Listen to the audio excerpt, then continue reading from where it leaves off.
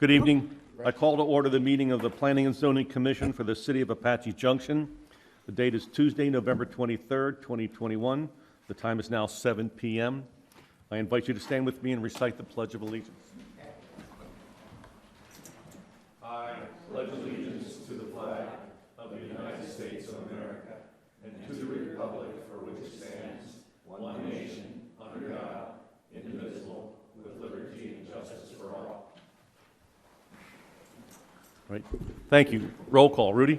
Commissioner Barker. Here. Commissioner Begeman. Here. Commissioner Cantwell. Here. Vice Chair Hanchey. Here. Chairman Heck. Here. Commissioner Cross. Here. Commissioner Gage. Here. All present. We have a quorum, Mr. Chairman. Very good. Thank you, Rudy. All right, next item on the agenda is consideration of approval for this evening's agenda, along with the minutes from the meeting of November 9th, 2021. Do I hear a motion to accept the agenda and the minutes? Chair, I move the Planning and Zoning Commission accept the agenda as presented and approve the minutes from the November 9th, 2021 regular meeting. Very good. Thank you. I have a motion. Do I hear a second? Second. I have a second. Roll call. Rudy? Commissioner Gage. Yes. Commissioner Barker. Yes. Commissioner Begeman. Yes. Commissioner Cantwell. Yes. Vice Chair Hanchey. Yes. Chairman Heck. Yes. Commissioner Cross. Yes. So moved, Mr. Chairman. Very good. Thank you. All right, we have one public hearing scheduled for this evening.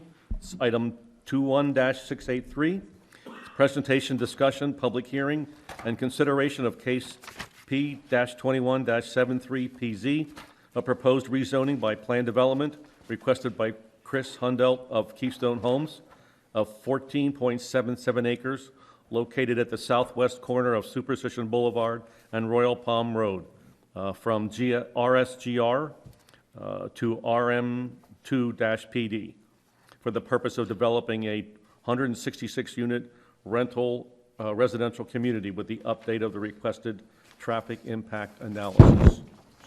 Nick? Thank you. I hope you're all having a good evening tonight. So good evening.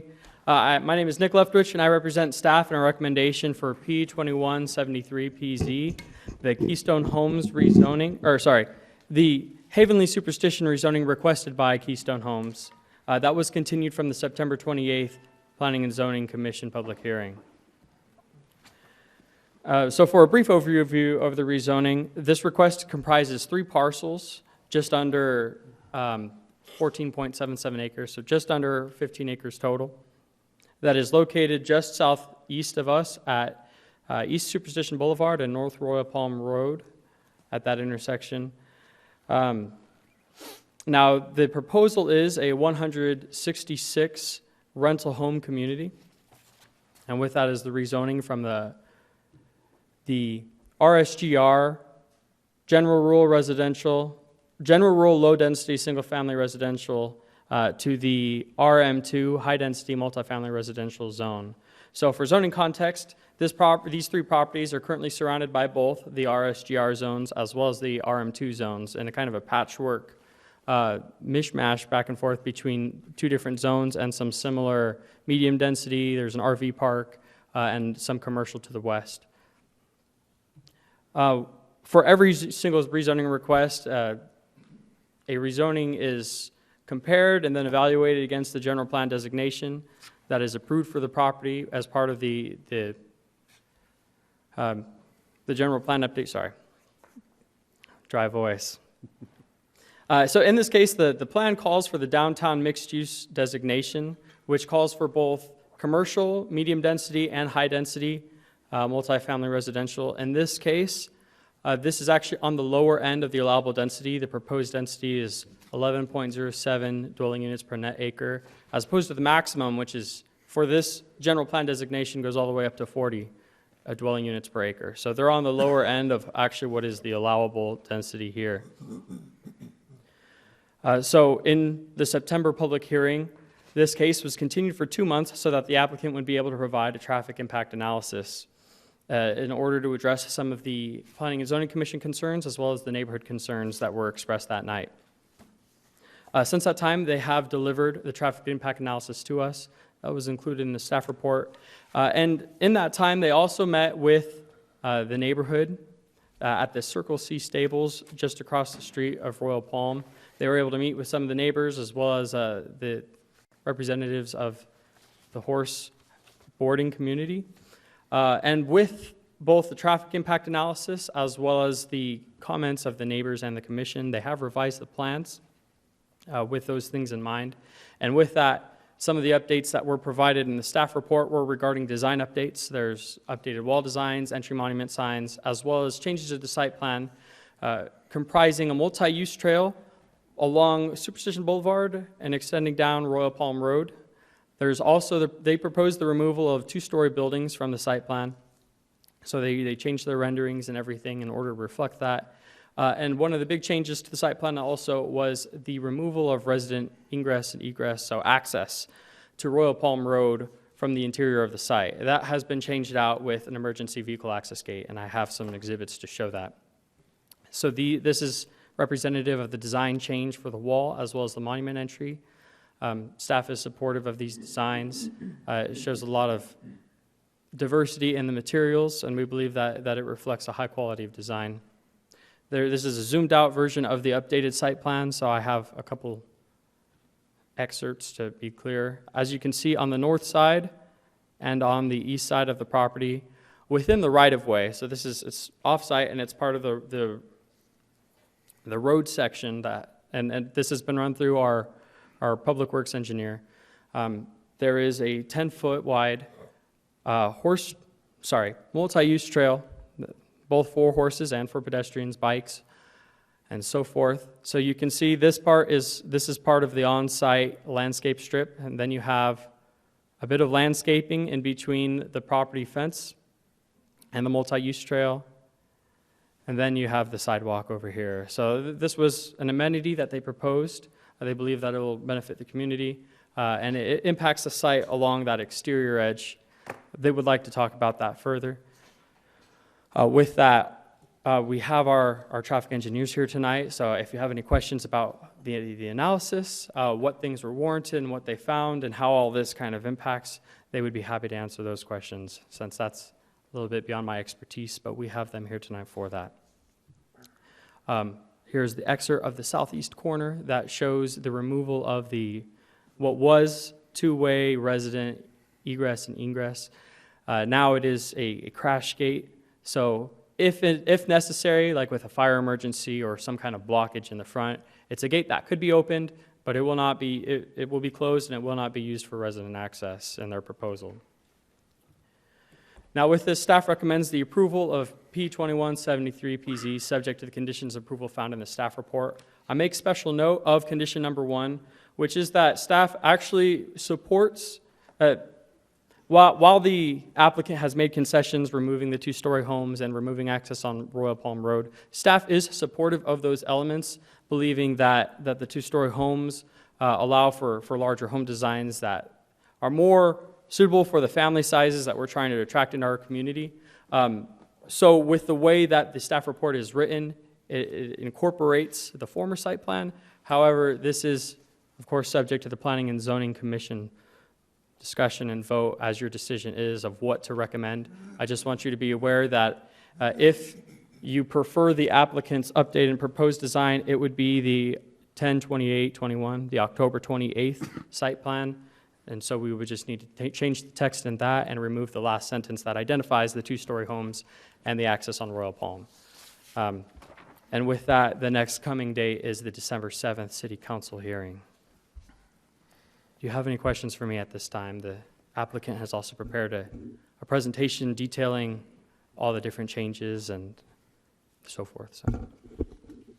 Any questions from commission? One. Yes, Commissioner Cantwell. On the entrance, it looks like there's now 2 gates. You come down the road.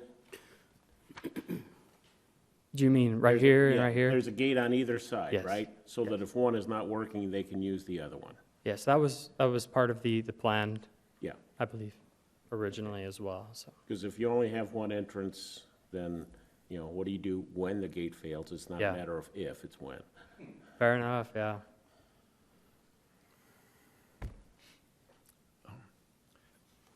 Nick, I have a question. And maybe just for clarification's sake. Yes. You had said that the the applicant had agreed to eliminate the two-story homes. And I know in the staff, one of the concerns was you would be eliminating some of the larger properties, thereby minimizing some of the opportunities for families. Now, you said something, I think you said something different, that they were going to be able to replace those two-story homes with ones that were, Yes, they are not changing the number of units. They are just replacing those two-story homes with one-story units that don't have the same two-story square footage, but they are still larger homes of the scale models. yeah, but they won't have the same square footage as the two-story homes. Okay, that's what I thought.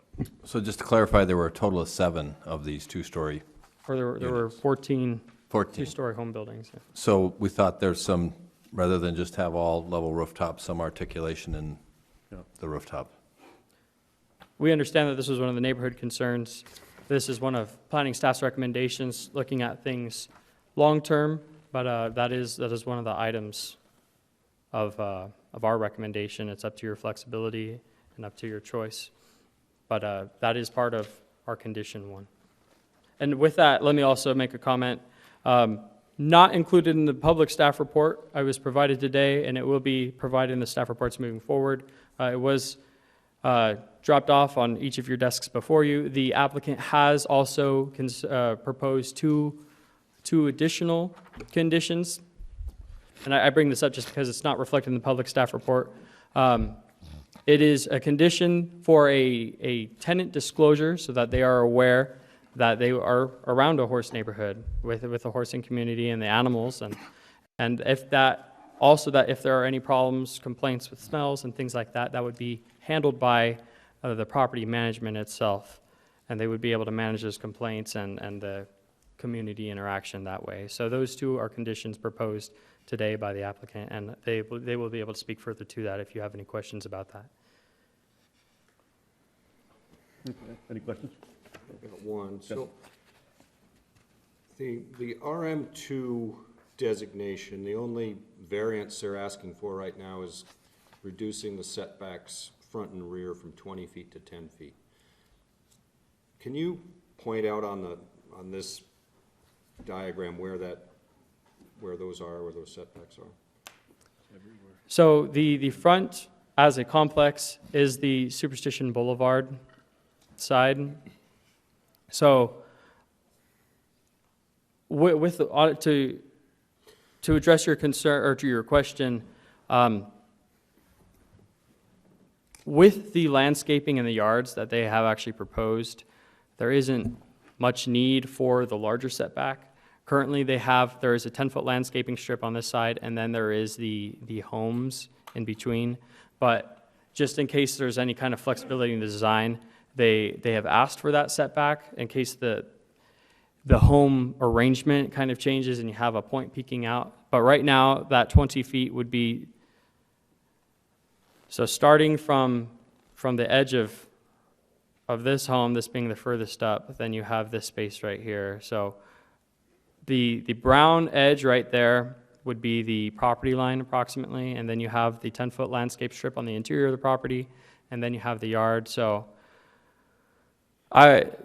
estimate-wise, since this site plan isn't dimensioned, this is actually about 15 feet right here with this overhang.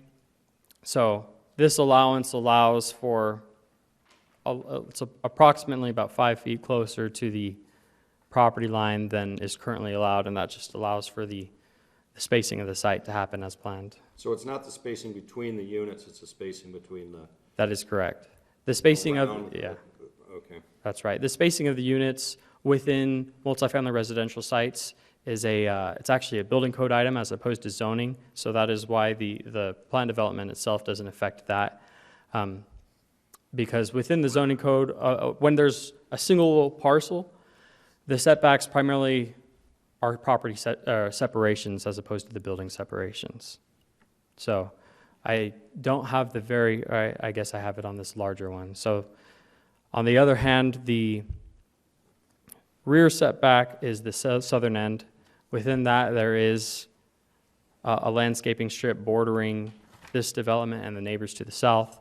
And then there's a bit of space in the rear yards, but again, it's without having the exact dimensions labeled on the plan, it's about 15 feet as opposed to 20 from the edge of the building to the actual property line. Okay. Nick, the multi-use trail, what will be the materials used? Will it be concrete or will it be something else? Yeah. I'm afraid I may have to have the applicant speak to that. Okay, that's fine. Within the,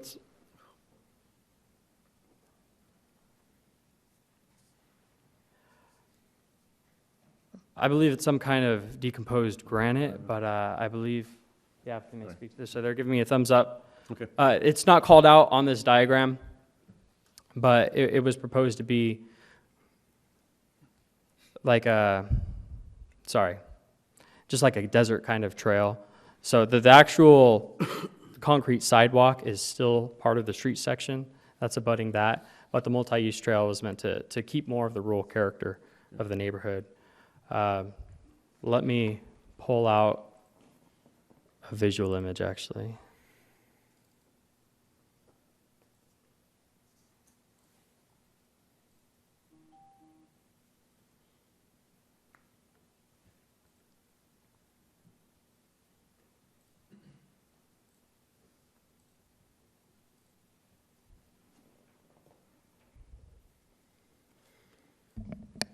So this is the proposed conceptual design. More than a dirt path, but not the completely concrete design of a sidewalk. So that way it keeps more of that rural nature, more comfortable for the residents, while they still have the option of the sidewalk there. Okay, thank you.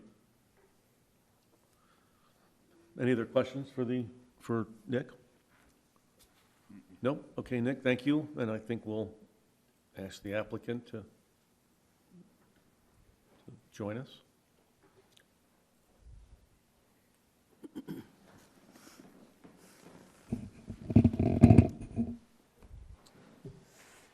Good evening, all. Brennan Ray, 1850 North Central, here on behalf of the applicant Keystone Homes. It's certainly a pleasure to be before you. Again, I was in front of you, as you all know, September 28th. And we are grateful for the additional time that we've been allotted. There's a number of changes that Nick mentioned and that was included in the packet that I'm going to emphasize tonight, because one of the things that we heard coming out of that was we need to do a better job. We heard there was concerns of density and in particular transition. How is this more dense community going to play with the rural agrarian nature of the properties that are on the east side of Royal Palm Lane? And so this additional time allowed us to make those changes. We did the traffic study. I do have a traffic engineer. Part of my presentation, she will come up and she will be able to speak to the study that she conducted, and it's Don Cartier with CivTech. But it allowed us also to meet with some of the neighbors. We couldn't meet with everyone. We tried to those people that we could, but we met with the neighbors to better understand their concerns. And predominantly a lot of those concerns dealt with the rural nature and the horse, and how horses would interplay with our development and what would happen as those horses came from the east to the west. And so we've made a lot of changes. As we think about this and some of the reasons why to change now, we believe that a good economic policy starts with a good housing policy.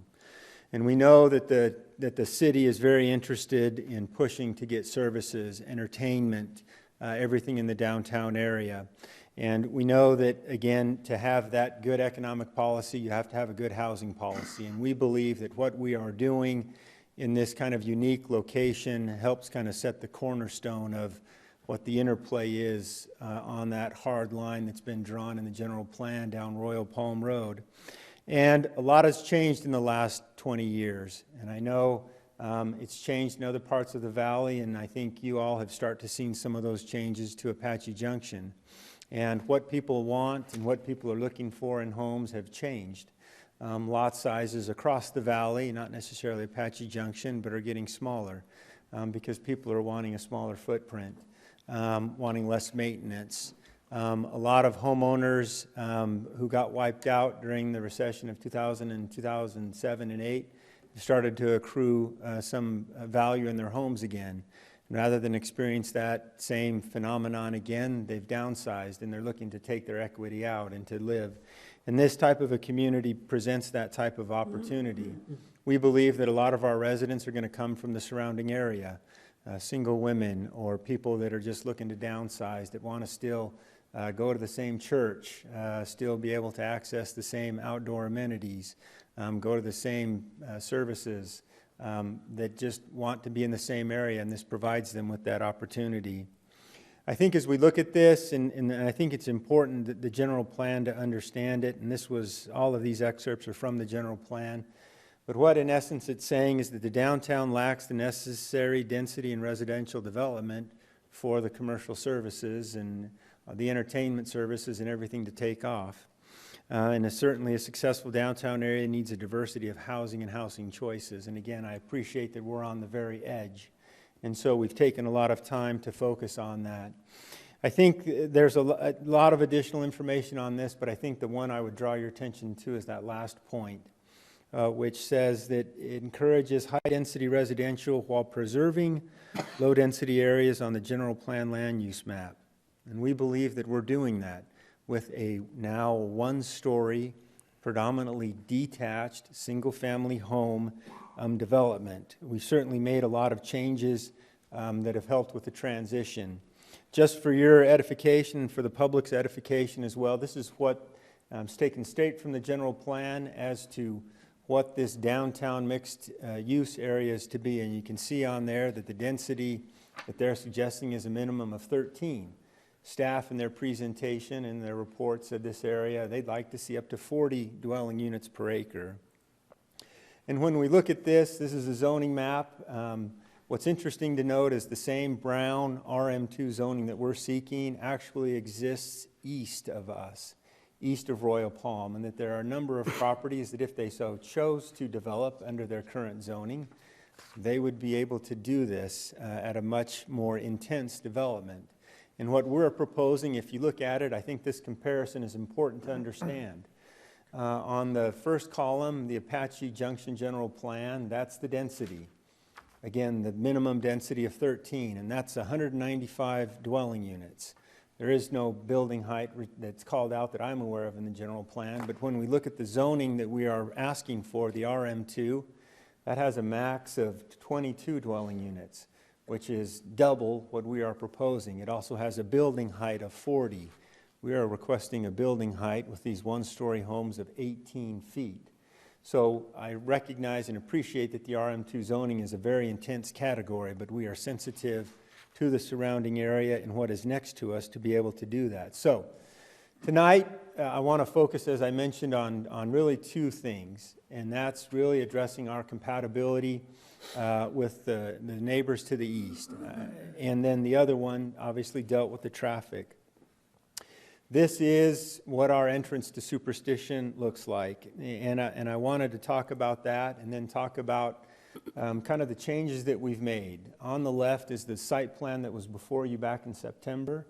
On the right is the site plan that we're bringing for you tonight. And there are a number of changes that we want to talk about. Specifically, as we look around Superstition Boulevard, we are providing a right turn deceleration lane. That was a comment that was made the last time, and our plan didn't show it, and so we've got a right turn deceleration lane to be able to get people out of traffic.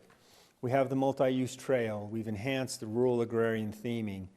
We've included signage for horses to yield, and then we're talking about a flashing signal for horse and pedestrian crossing that I'll show you as we get into it. Again, Nick put this slide up, but I wanted to emphasize it and clarify one of the comments I think that Commissioner Gage made in terms of setbacks. So that setback is not an external setback. We are not seeking to modify any of the perimeter setbacks. The reduction in the setback occurs internally to our site, so behind our property line. So that on this particular image would be to the left of where you see that wall where we're making that reduction.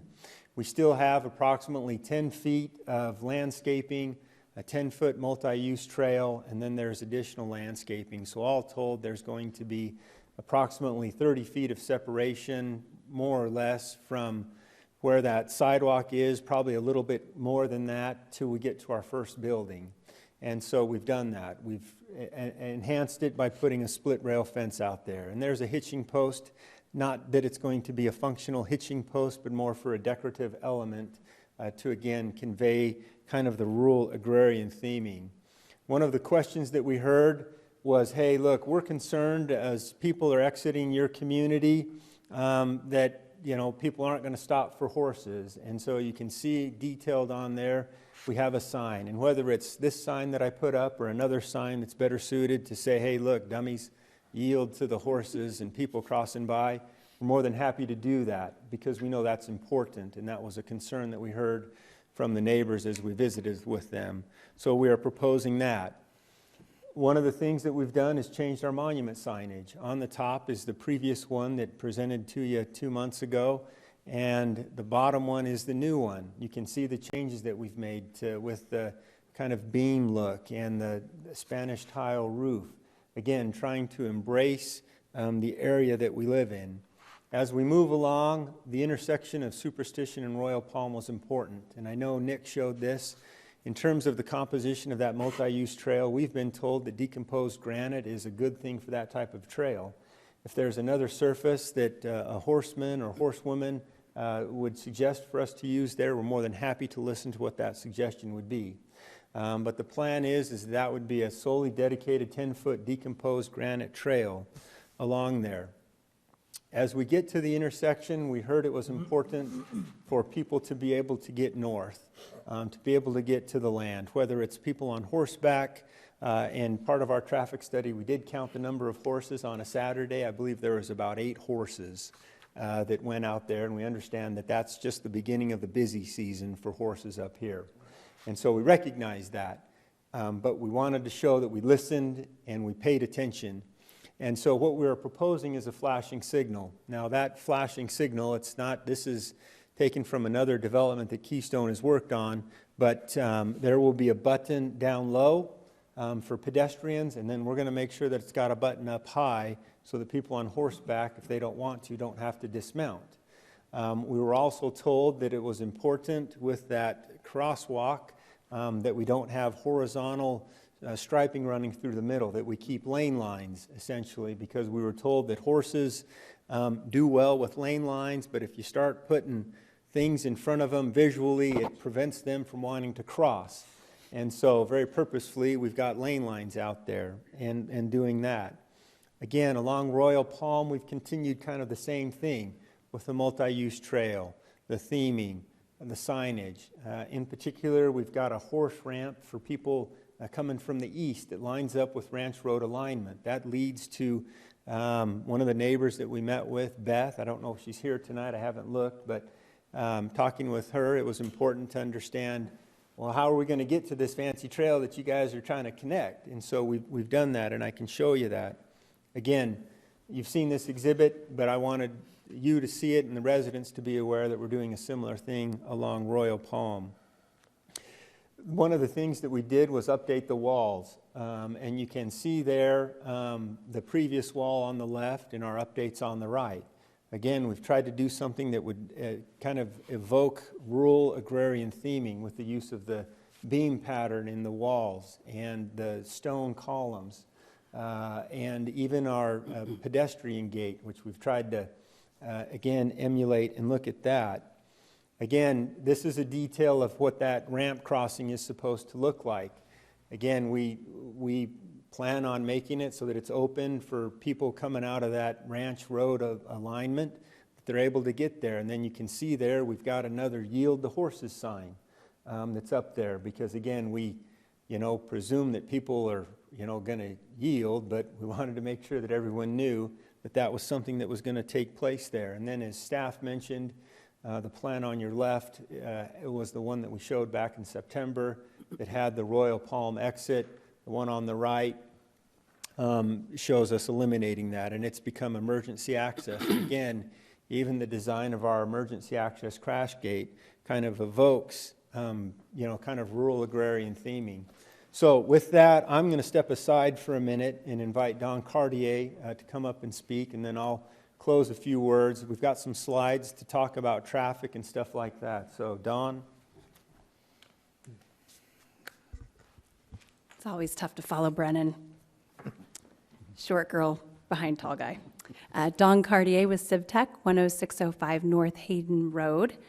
We prepared a traffic study for this site after hearing that there was a lot of concern and questions about what was going to happen, especially the interrelation between the horses and the vehicles. So I'm excited to talk to you about that today, and I'm going to talk about the things that seem to have come up as questions. Some of those are with the neighbors. I think some might have come from this commission. But one of the questions that came up is traffic counts. When we went out and started our study, what we look at is what's happening there today. How many cars are there? Are things working well? And our traffic counts were taken in October. I included this. It's a seasonal adjustment factor. There's really just a few places here in the MAG region, in the valley, that we can go to get these factors. City of Scottsdale is one of those. And here you'll see October has a value of 1.0. It really suggests that what we're trying to adjust for at any time of the year is really right back to October. October is the key time for us to take those counts. And as we nationalize data and we look for how we try to standardize an analysis, we're always trying to get back to 1.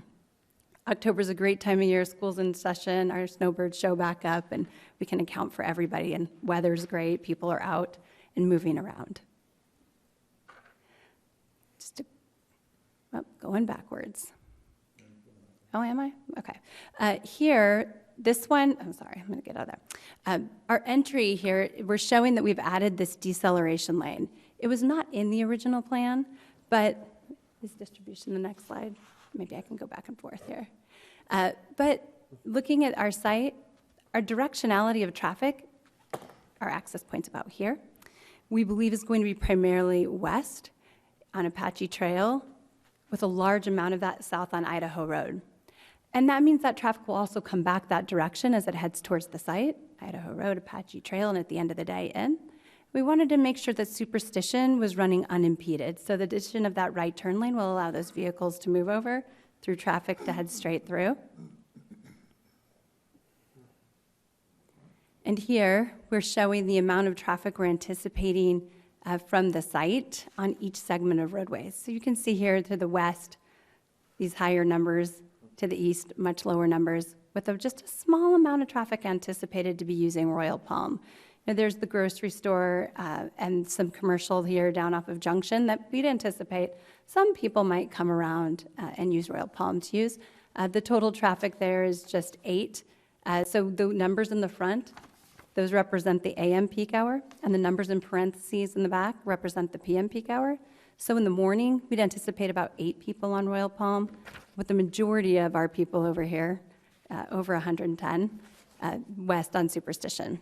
In the afternoon, about 10 on Royal Palm, with again, maybe 150 plus on Superstition. But also because the number of cars we have here heading east and west on Superstition is so low, we look for warrants. We looked at the one for the right turn lane, which we added. We also looked at the one for the left turn lane heading west on Superstition and into the site. And we don't surpass the minimum values for the inclusion of that turn lane. Not enough through traffic coming in on Superstition just yet, with a number of cars turning left in to cross that threshold to include that lane.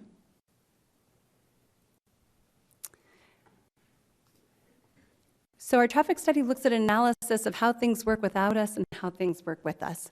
This no-build analysis or no-build level of service is the grading of traffic A through F, much like a letter grade on a report card.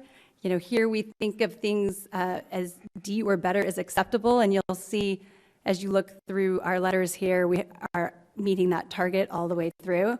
So we've got, in most cases, I would say in all cases, we are meeting or exceeding the values we find in the existing condition. What we find in the traffic study often does, it gives a lot of good information back to the town to use as the traffic volumes grow. You've got some signals that are in place, traffic starts coming from different directions, and then signal timing can be adjusted to better facilitate the flow of traffic at the intersection. So you'll see that here. We've made some recommendations in the study, the text itself, to come back to the town to allow for some changes there, but everything that is operating without us is operating at the same level or better once we get there. We're not adding a lot of traffic. Traffic on Superstition is pretty low, and there are a lot of gaps right now for vehicles to make their turns. I should also go back for 1 minute and just say that that also includes the horses and the pedestrians we counted. So when we do our traffic counts, we actually have videos out there, and so we're able to count all the pedestrians, all the horses, and put that into our analysis. What we look for on those is conflicts. You know, anytime, let's just use a horse for example, we're needing to make a turn in a car, but there's a horse that's there we have to wait for, it's considered a conflict to the vehicle. So we do account for that inside the study. On Superstition, we'll be adding about 3% of the traffic. So that'll be the increase in traffic on Superstition. Do you want to talk through these? I'll do that. Okay. And if you have any other questions, I'll be here for the end. I do have a question, and I think you could help me with that. One question I have is the anticipated movement out from and into the development.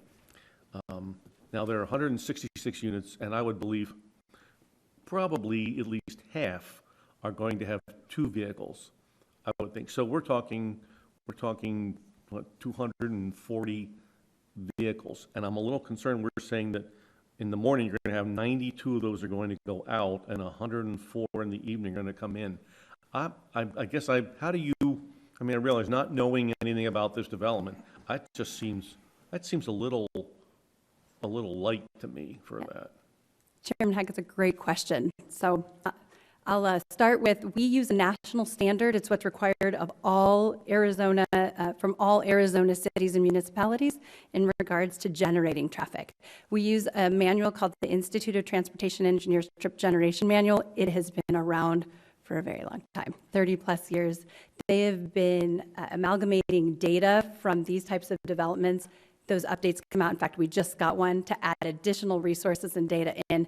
It tells us on average and at an 85th percentile rate how many trips we can expect in and out across the entire day from a multifamily development like this. It also tells us what we can expect for the peak hours. And the reason it seems a little light in the AM and the PM is that multifamily land use generally doesn't have the same peaking qualities as single family. Single family, you tend to have more children, people heading straight to 8 to 5 jobs. So you'd see a number more matching a 1-to-1. So in single family, where you might see 166 units equals 166 cars leaving or 166 cars in the morning, multifamily has a peaking characteristic closer to between 0.5 and 0.6. And what you'd find from that is same amount of cars probably leave throughout the day, but they don't all leave during the peak time of the road. And so we have a better distribution of traffic from the development over the course of the day. Okay, I'm confused. You were describing this as multifamily. These are single, well, some detached, but most of them are single homes. Am I correct there? Is that? Chair, that is correct. I think what Don can explain is there's not a single-family rental category in terms of the data that she looks at. Okay. And so for purposes of what the ITE manual talks about, this would be classified as multifamily. No, it's a great clarification. Thank you for that. And that is true. So this particular product itself has become very popular.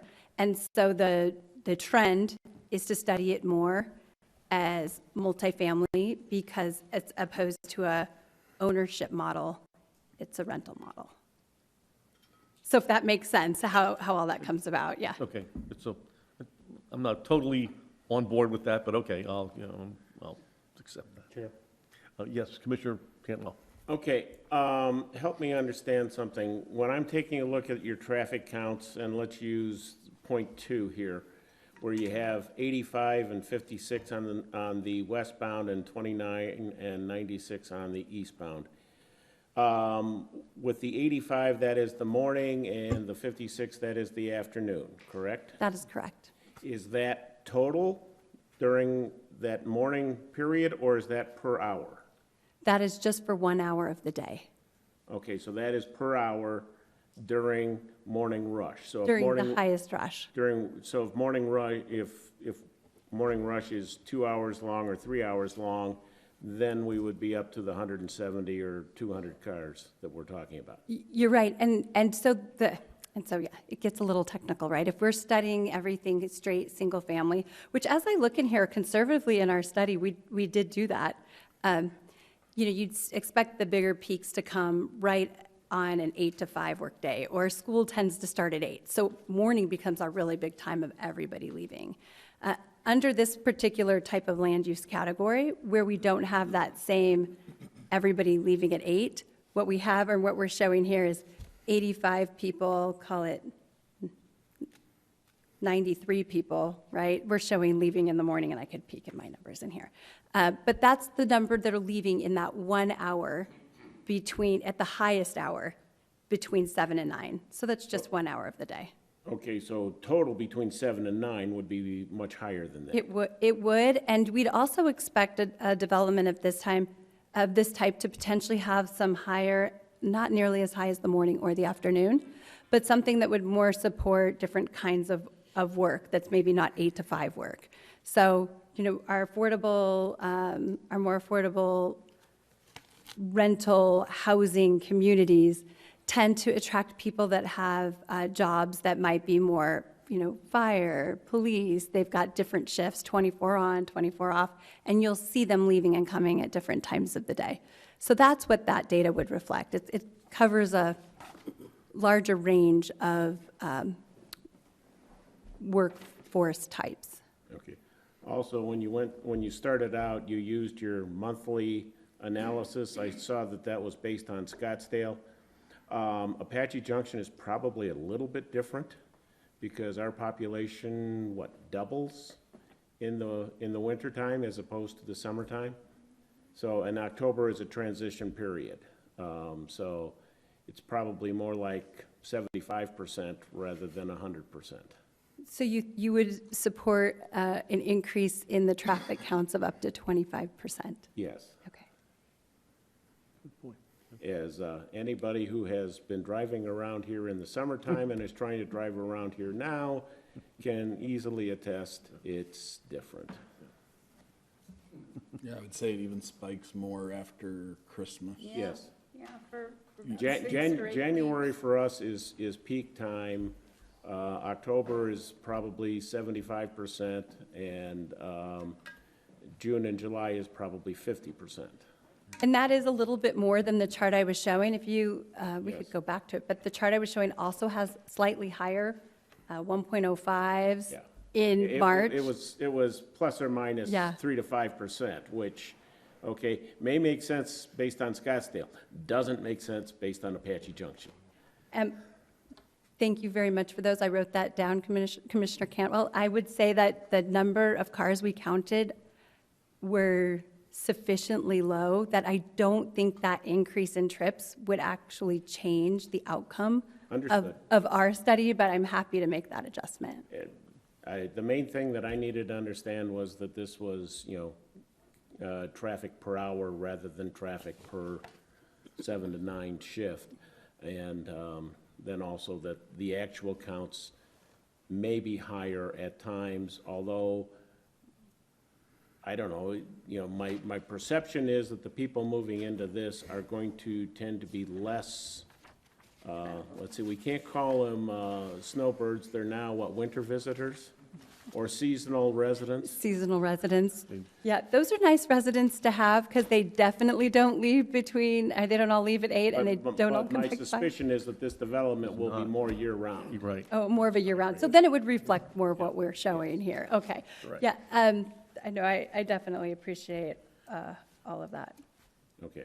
Chair, I got another question. Yes, Commissioner Hanson. Are you done? Vice Chair. Yes, I'm done. Sorry. Few questions. First off, you're basing this for going future on an annual increase of 5.1%, and that's based on years 2013 through 2016? Yep, we looked at the growth in those years, but also as confirmed by other traffic studies we have recently done in the town. So that's been generally the accepted growth. Would you agree with that? I think we've had better growth from 2016 to 2021. We've had a lot of residential development in the city in the last, really, 2 or 3 years. Right, so I think it's peaking more than 5.1.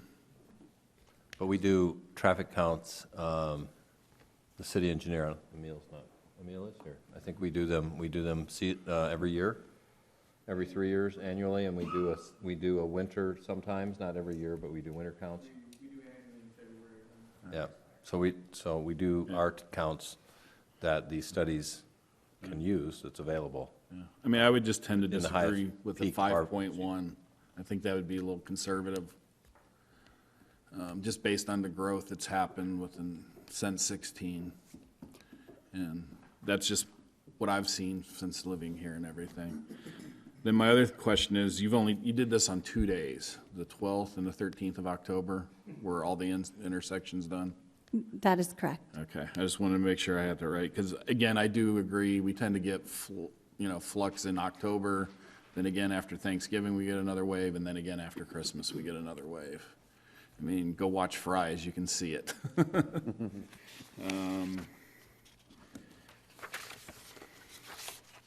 And then the other thing is, with people heading out, from what I've seen in the pictures and everything, of your front entrance there, it's kind of like 2 lanes coming in and 2 lanes going out, it's wide enough. I'm not so concerned with them coming in, because I think the deceleration lane and everything's gonna take care of anything coming into this subdivision. But especially in the mornings coming out. The fastest way to get to the freeway is to come out, go through the roundabout, go down Apache Trail to Idaho, south to Idaho to the freeway. You're showing more traffic going down Superstition than coming down that other route. So I tend to disagree with that, but If I may, through the chair, vice chair, help me understand that, because at least on this graphic that's up here, we're showing not even barely a handful of cars that would head east on Superstition or south on Royal Palm. no. he's talking about the- Well, I'm talking going west. Yeah. Further west. But instead of like 55 cars going over to Idaho through the roundabout, I think most of those cars are actually gonna go down south of the roundabout there to Idaho and then down to the freeway. But I think the other situation, just based on human habit, is if I were to live there and I were to come up and there's a big turn queue to take a left out of your subdivision, what am I gonna do? I'm gonna take a right out of there instead of waiting for that line, because we only have a single lane going out. Yeah. So I'm gonna make a right, and I'm gonna go back down to the east on Superstition, and I'll either go down Royal Palm, and that eventually takes you down to the Old West Highway, or you can even continue over to Tomahawk and then Tomahawk down to the freeway. Yeah, through the chair, vice chair, I'm sure Don will attest, we certainly can't take into account every contingency or every situation, but I think importantly, there's 2 things that I would kind of emphasize as we look at this. One being, a lot of what I perceive we've talked about is what I'll call background traffic that exists and is going to exist in the area. And I think importantly, one of the things that Don's asked, and I think the city asked us to do, is help us understand what your plus is going to be to the roadway system and the network. And I think this is as best a graphic as we've got out there in terms of what ours. Now, I can appreciate that maybe we've got some adjustments that we need to go back and take a look at, and seasonal adjustments, and figure that stuff out. But I think... Well, the big one would be, you're not gonna get that much diversion over to Idaho and Superstition. You're gonna have a lot more come down Apache Trail in Idaho, which then's gonna funnel that down to Idaho and the trail down there. And I think that's gonna make those lights a lot worse grade than what you're showing on there. And the other thing that concerns me is that's controlled by ADOT, not the city. So for us to get changes done on that, that's a lot more longer process.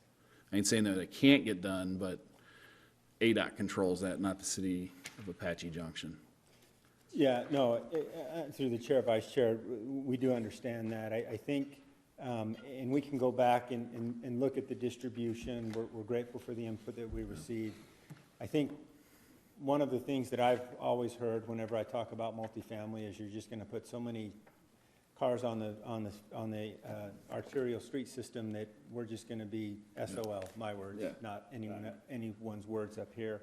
And so I think as we look at this, when we look at just volumes, we're adding 3% to that traffic, which is a proverbial drop in the bucket. It's not nothing. I'm not going to stand up here and say it's nothing. But when we look at it in comparison, 3%, that's a relatively low number to add. And I think to your point, this is the level of service. And we looked at Idaho and Apache. We looked at Idaho and Superstition. We can go back and take a look at this level of service. And we even looked at what's the access going to be out of Royal Palm and Superstition.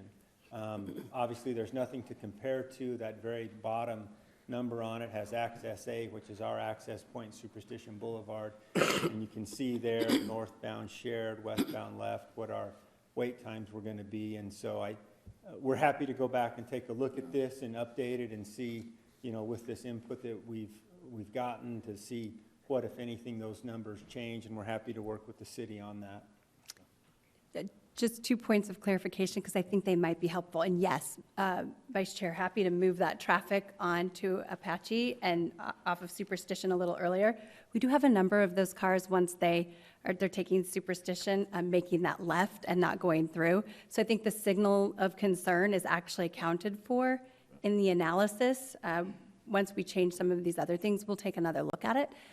As far as vehicles taking a right, that would be, if anything were to happen, that there was a level of congestion on Superstition, that would be a path of least resistance. But what this is showing me on the day-to-day basis at the highest hour of the day, when Superstition has the most traffic and when our driveway is putting the most traffic out there, our level of service, the worst we get right now is a B. And a B requires 15 seconds or less of delay. And that path is going to be a much faster path out and to the west than right and all the way around.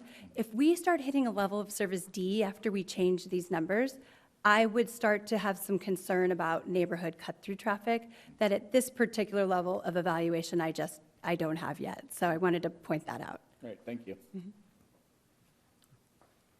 Other questions from the commission? Jesse? Yeah. I'm almost done, too. Oh. I can But if we've got traffic questions, let's get them out of the I way. was just Yeah, directing traffic. I was looking at traffic, yeah, I was looking. Yeah, it's related to traffic. What's the rationale for making an emergency access onto Royal Palm for that change? Yeah, great question, Chair, Commissioner Gage. As we looked at our site plan and we're talking with various neighbors, there was a concern, given the agrarian nature of the properties. Let me find an appropriate, this is probably as good an example as any. There was a concern if our access point was, call it roughly down here.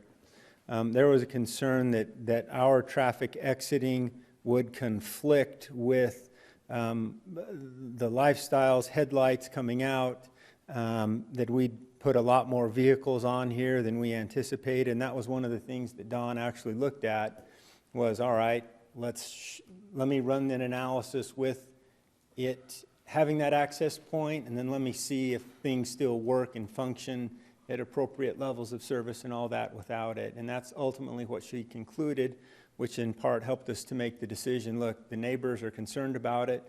We can eliminate that and have it for emergency access and not lose too much and create a catastrophic impact on leaving out of Superstition. Okay, thanks. Traffic, this is why I have Dawn here, and thank you. Sometimes when we get into the details, if it's not something you look at on a day-to-day basis, it can be very tough to put your arms around. But I'm confident in what Dawn has prepared, and we're happy to make these adjustments. Confident in the city's review of it to make sure that we are appropriately doing everything that we need to. So one thing that I wanted to kind of end on, and then I'm happy to go into as much or more details as you'd like, is we would request that there be 2 additional stipulations added, stipulations 12 and 13. I believe there's 11 in the report, 12 and 13. And these are stipulations that I've seen done in other similar situations for a variety of different uses. That first one, and I know it was passed out to you, but in essence what it says is that we're to provide a disclosure in our lease and a separate written disclosure that the tenants will sign that says, dummies, there's ranchettes, there's noise, there's odors, there's smells, there's everything. Those are legal over there, and they're going to continue. And you acknowledge that those things are there. So it's in 2 separate places, the lease agreement and then a separate written disclosure. That's the first stip up there that says prior to execution of any lease. The second stipulation that we would request is number 13, which basically says that in our leases, we say that if anyone wants to complain about what's going on across the street, that their only recourse, and it's in a contract, as you know, a lease is a written contract, that they can go take it to the property manager or the landowner, our landowner, and that the property manager owner, after their due consideration of a variety of things, can choose to address that with whoever the appropriate person or entity is. We found in other situations that this is helpful to mitigate some of the concerns of people complaining and say, well, we didn't know about that.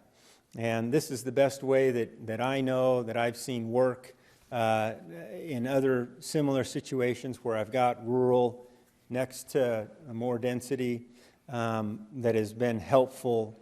I mean, short of putting a big pink neon sign up that says, idiots, in case you didn't know, here's what's over here, we think this is the best way. And we think the zoning stipulations are the appropriate mechanism to do so, because if I violate those zoning stipulations, any of the neighbors can turn us into code enforcement and say, hey, there's this stipulation, they're not following it. So then it gives the city a mechanism to be able to come after us to make sure we're behaving. And so we would request those additional stipulations. So again, here's where we're trying to get to. We think it's a high-quality development. We know and listened the last time to the concerns about compatibility, and we've made a number of changes that I'm more than happy to go through again if you'd like to address those concerns, because it's very easy for me, it's very easy for us to sit up here and look down and say 166 units and 150 buildings, that's a lot. And it is a lot when compared to what exists there today. And that's why we went back and focused on how does it feel? What is the interaction, the interplay going to be between the rural properties east of us?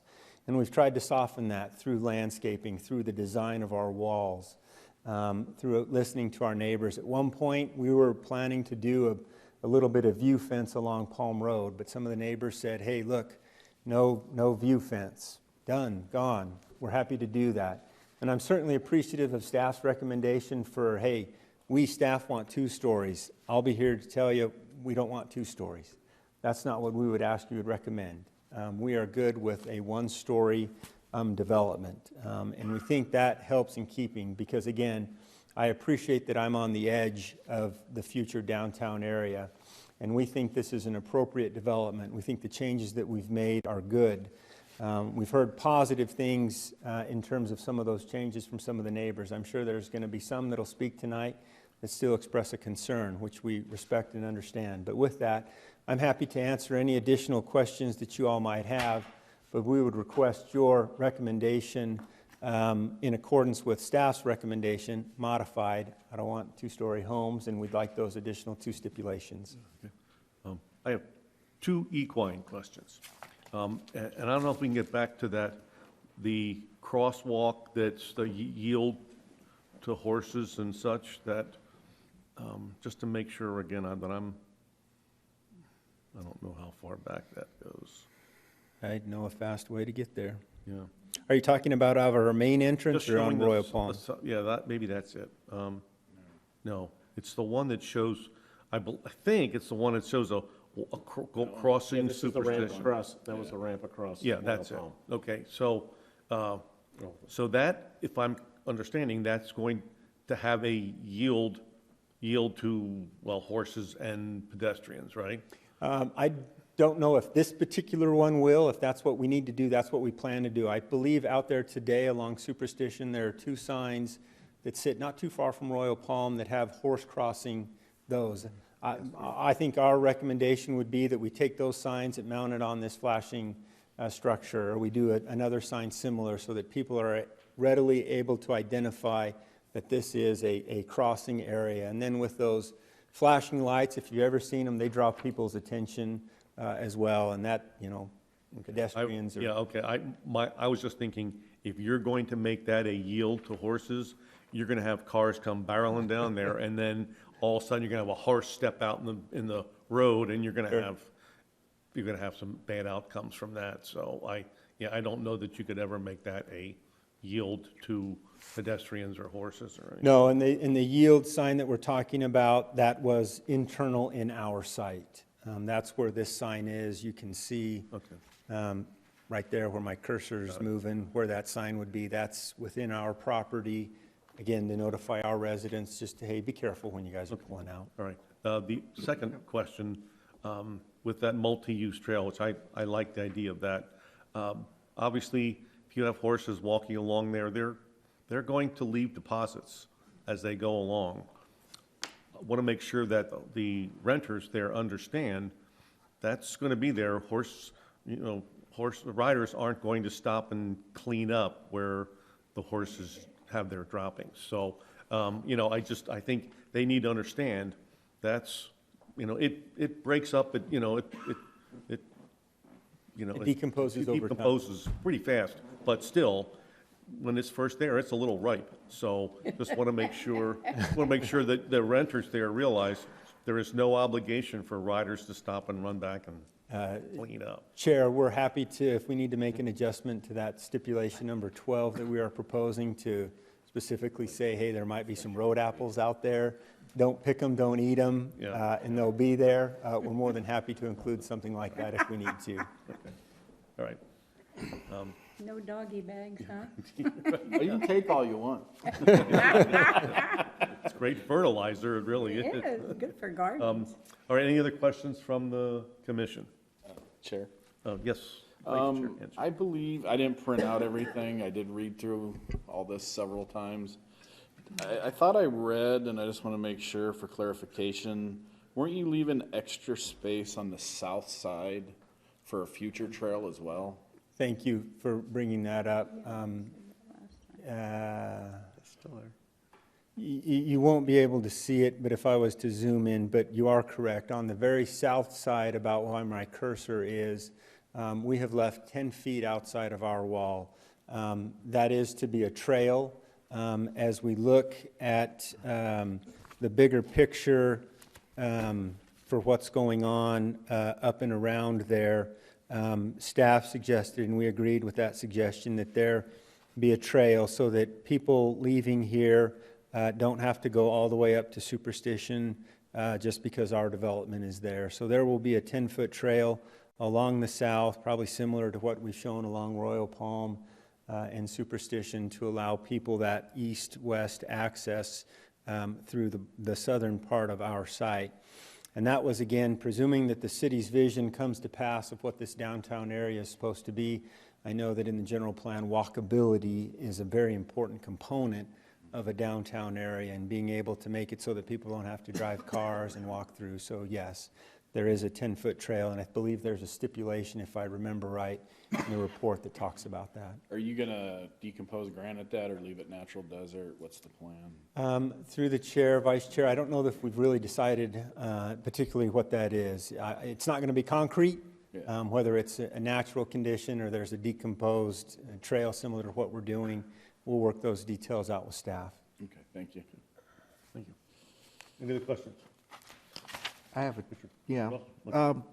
regarding build-out down the road in the future, north of Superstition, east of Superstition, directly north of your property is part of the general plan.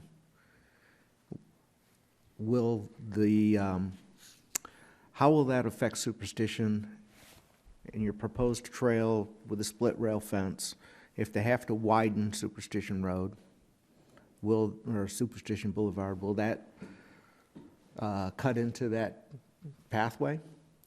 Or can the road be widened to the north? I think Emil might be able to answer this, but I think we're looking for 100-foot of right-of-way ultimately in this corridor. So on the north, it's state land, so if that ever develops, then we have to get 50 feet off the north. And I don't recall off the top of my head, but I know where the state project ended, what the right-of-way width there is, but I know that I think we're looking at 100 feet total. And through the chair, Commissioner Cross, we are providing 50 feet on our side for that southern half. And I think, you know, to your comment about the trail and stuff like that, as we look at it, let me get to an exhibit that shows it.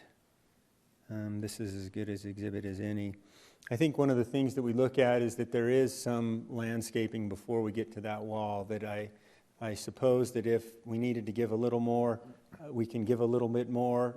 We'd probably reduce the landscaping. I know that trail is important, and so rather than reduce the width of that trail, we likely would, lose some of the landscaping just to be able to shift things over, because we appreciate that that's an important area today, and who knows when the state land's going to develop their property in the future, and we'd like to maintain that for not only our benefit, but for the people east of us. Okay. Chair, if I could interject. Staff has discussed that question. And speaking with Emil, our Public Works engineer, so in the instance that we have a future developer on the north side and that state land is auctioned off, the future developer, it would be imposed on them to take care of the street widening as well as the creating that left-hand turn lane. Like if at some future point in time, a future development to the north creates a much larger impact on the traffic, creates more of the stress in the area, it would be on them to improve the street to that standard. So we are aware of that concern and have taken that into account. Okay. Thank you. Actually, Any other? Okay. I actually have another question. Vice Chair Hanson. Speaking of the crosswalk, I just thought about this. We're gonna have a push button on the corner there. Are we gonna have any way to trigger that from the other side? Through the chair, vice chair, I believe it is our intent that even if it's in a temporary condition, that there would be an ability to have that same flashing signal on the north side, because people have to be able to get back Right. south as well. So that's our intent. We will work with city staff to make sure that that's something that can happen. Again, even though it's in a temporary condition, I think similar to what Nick just said, that in the future, when that state land piece develops, that they're going to need to ensure, and I believe staff will impose a condition on them that they make sure that there is a permanent signal there to reciprocate what we are proposing on the south side. What about on Royal Palm? Are you putting a signal there too? Or just a sign? Just the sign for now, through the chair, vice chair. If at some point, there comes a need for a flashing sign, I mean. I'm just asking for clarification. Yeah. Okay, thank you. Good question. Any other questions? No. Justin, Mr. Gage. The current sewer main extends to the north from Scenic and Winchester. Talking to the sewer district, it's not included in their budget to extend any sewer to the north. So is it your understanding that the developer is going to be extending that sewer to your property? Through the chair, Commissioner Gage, I believe I know that answer to that question, but let me confirm with my client.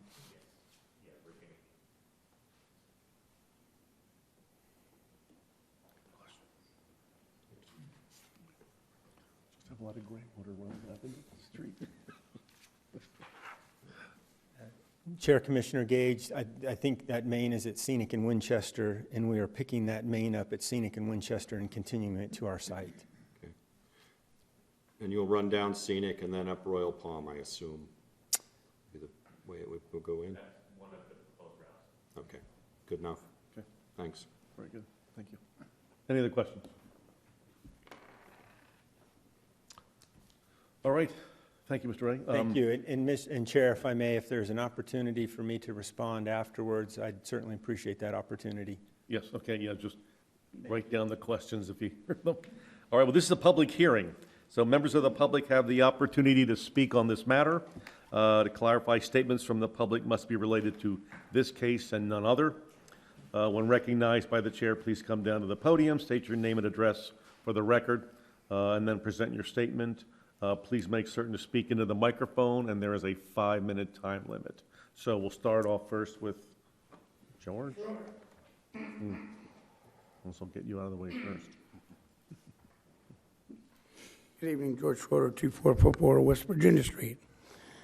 Thank you, Don, for comparing this with Snotsdale. You got to speak in the microphone. I have no idea what you're saying.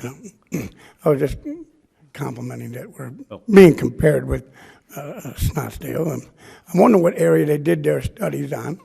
Like you said, it could be anywhere in Scottsdale, and it fluctuates.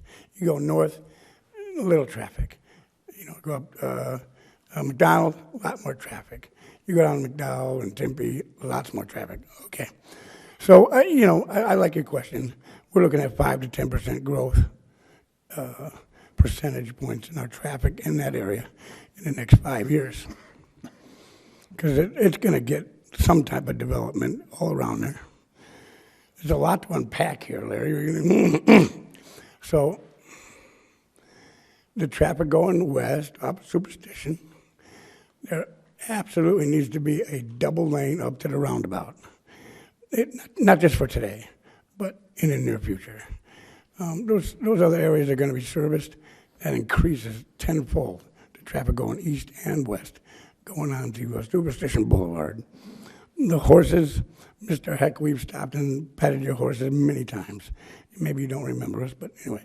So I appreciate the horse factor, the animal factor, people factor, jogging, walking, whatever you do. We need that. I've lived here 40 years. I don't want to see the flavor of that. Well, okay, the lifestyle of that change. Yep, those people are going to have to deal with it. The flavor and the smell, too bad. That's AJ. That's not Mesa. It's not Scottsdale. That's AJ. That's what we want to keep. That's what we moved here for. We want to keep that. Now, I don't think it's specifically clear who's going to be cleaning up those access areas for horses and trails. We really need to put that in writing because I've seen it. I've done a lot of work, and it always comes down, oh, it's them, oh, no, it's them, oh, no, it's them, especially when it comes to property owners. There's a lot of bad actors. I'm not saying this one is, but there's a lot of bad actors out there. They need to put their fair share in there. Next question, code enforcement. Is our code enforcement going to have access, unfettered access to this property?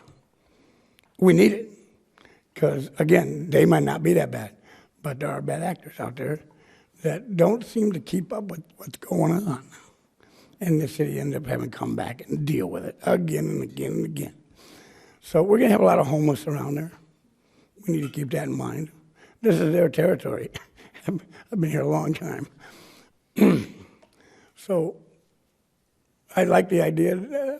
I did an L. Ron Hubbard read of this before I got here. Anyway, I like the ideas that they gave us. That's good. Get rid of 2 stories. That preserves our view of the mountains. Now, all those things are great. All those changes are great.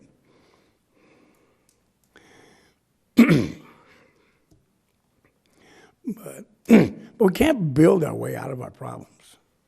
We don't make any money. According to our managers, we don't make any money. And a quarter of it goes to the police, quarter of it more to the, staff and their future, their 401s. They deserve it, I'm sure of that. But we're not making any kind of money. So I'm glad they proposed help with the sewer line. I'm still not sure where they're going to get the water from. And that, again, 10 years, if those areas get developed, it's going to be a strain on our water pipes. So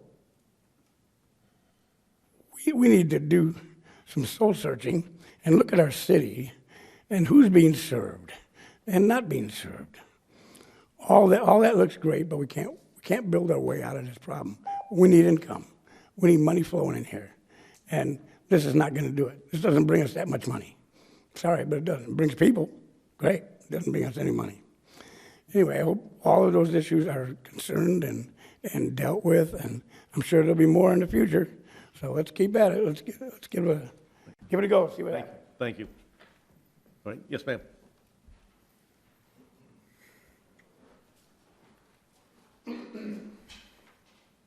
My name is Brenda McAllister.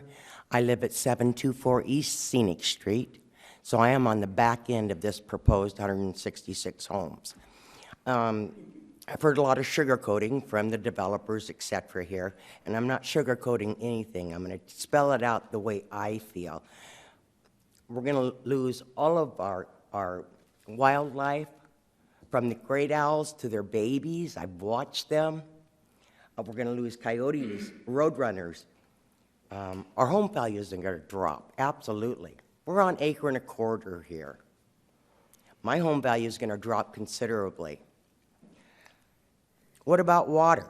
We already have a shortage of water, and we propose to put in all those homes when we don't have enough water and sewer.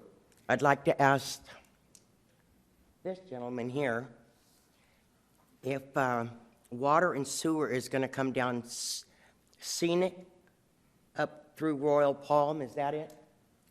Ma'am, he's not allowed to answer your question. Oh, We okay. can, later on, if we need to, we can bring Okay, him back. well, because I am one of two people on Scenic there on the south end of this property that doesn't have sewer and doesn't have city water. Just two of us. Now we're going to propose all these homes to have city sewer, city water, etc.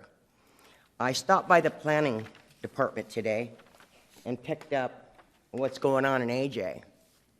There is a lot of development going on here, and I think it would be wise if we take this projected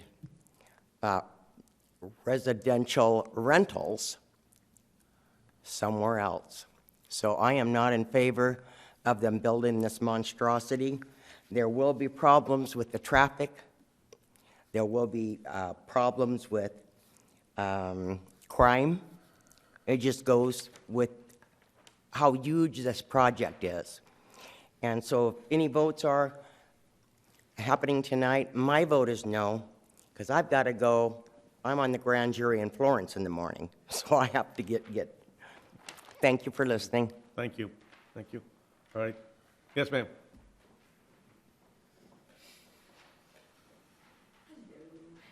My name is Patricia, and I am here actually Can you please, representing... your name and address, please? My name is Patricia Wanzek, and the address, I'm actually representing Beth and John Williamson tonight. They could not be here.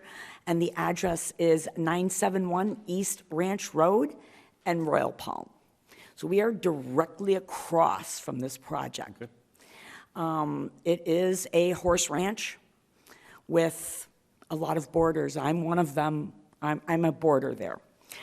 And we actually I was at the meeting when we had it with them last week, and there are some things that we are happy that they would do, but there's a lot of things that we're not happy that they won't do and they couldn't do. One of them is control that traffic. Royal Palm, I've only been there for 4 years, and since Fry's opened, the traffic there has doubled just because of a grocery store. Okay, the sheer number of humans that will be living in that 5-acre patch is unbelievable. In fact, that is one of my questions that I do have for them. Will they have any type of limits of how many people can be residing in a home there? And who would monitor that? Of course, we know that in rentals, that could really vary here and there. Another concern for us is the fact that there's so many people and families and children, is having a lot of these people be very curious about this big ranch that's across the street and decide they're just going to come walking over. So our ranch is literally going to have to enclose itself and become like the zoo, keypad entry, which is going to be a huge expense for the owners of that particular ranch. We were kind of wondering if any at all of those properties would in the beginning or at any time become government subsidized rentals. Is that a possibility? We don't really know. I don't know, and that would be a question I would have. So yeah, we have a concern, and our vote would definitely be, no, we don't want this big project. Oh. In our favor. All right. Thank you. Thank you. Yes, yes, sir. Yes, good evening. My name is Wayne Barker. I live at 5729 East Superstition Boulevard. Just a couple miles from this site. I'm a local developer. I've done quite a few projects in this area. Some of you may know the Terra Morado subdivision. It's at the corner of Broadway and San Marcos. That was a planned use development that we did with 16 homes on 5 acres. So I believe it may be the lowest density planned unit development you've had in the city. So I'm very big on low density. I've done a lot of what they call minor land developments outside city limits in the county, where we do 1 1/4, 1 acre, single-family residence. And right now, what I see is this is something the city needs, and the city also wants. I mean, we have a growing economy, we have a growing population, and we need housing. We need affordable housing here. 1.5 miles from this site, 4 new custom homes just went up, S&R development. The last one sold for $840,000. That's a single-family resident on 1 1/4 acres. People that live and work in the city can't afford an $800,000 home. They need something other than a trailer park. Is that my time? Oh, 1 minute.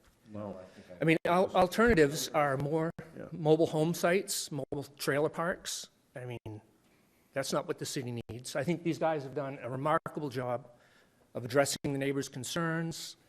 When I first saw this proposal, 166 home, I thought, oh my God, that's a lot of homes. But if you look at the general plan, and they mentioned it too, that's at the low end of what the city recommends for this site. I also should mention that I have a conflict of interest or a vested interest. I own 5 of the acres that they're proposing to purchase here.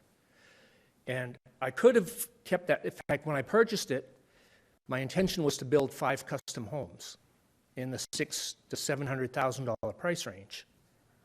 So it's not that I'm trying to cash out by selling to this developer, but this corner is suited for this type of development.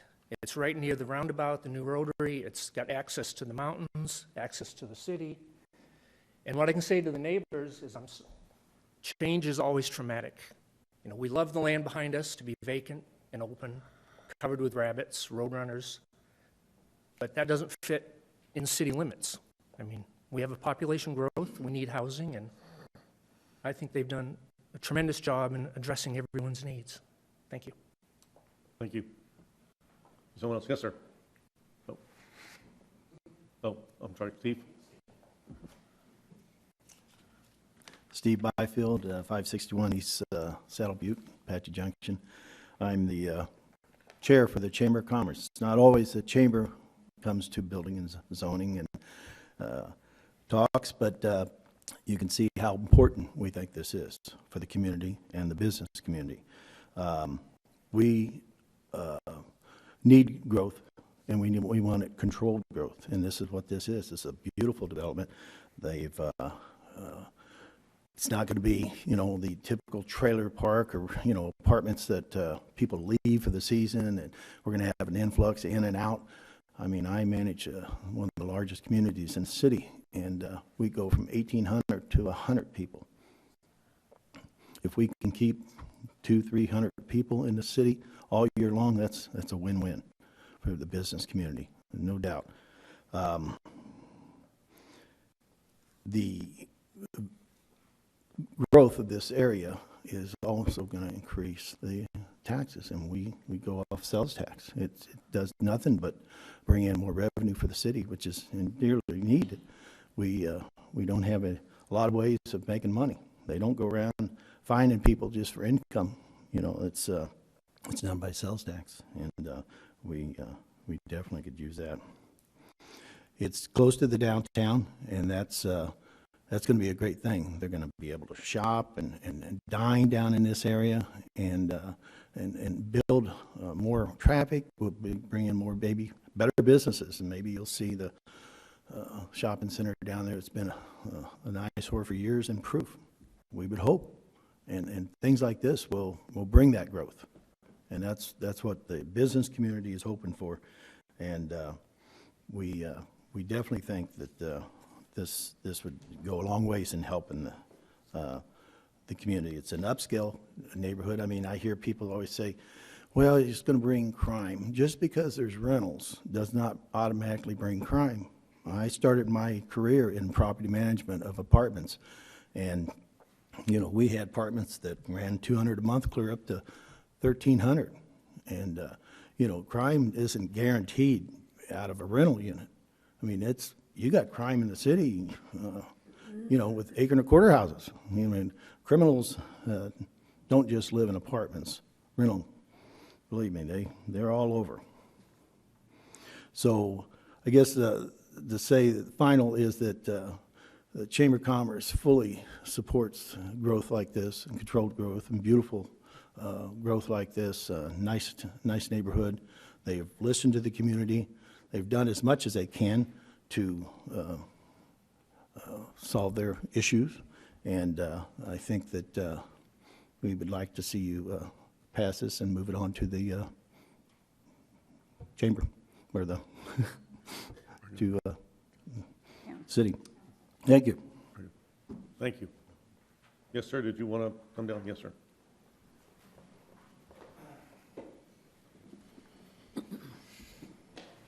Hello, my name's Ken Bradley, 635 North Royal Palm Road. And I do agree, the developer did do a good job on the changes. Personally being in construction myself, commercial end, the changes that they've made are good. I'm not comfortable with what we're doing there. I think the traffic study, and no disrespect to anybody, but come sit on my front porch with the clicker and count the cars. Don't let the camera do it. And if you don't believe that, come with a speed radar gun and see how many people are actually doing 30 miles an hour down Royal Palm.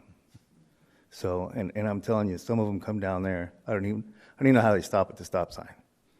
But I guess we can call it police for that one. The only thing I would ask is that you guys really think hard about this before you vote. We've been there, Casey and I have been there for 15 years, and she just told me I want to move. I've been in AJ since '84. I don't want to leave AJ. But my wife just asked me to move. So, with that being said, if we don't move, I will be putting in to add 15 houses to my 1 acre. That was supposed to be a joke. Thank you for your time. Thank you. Anyone else? Yes, ma'am.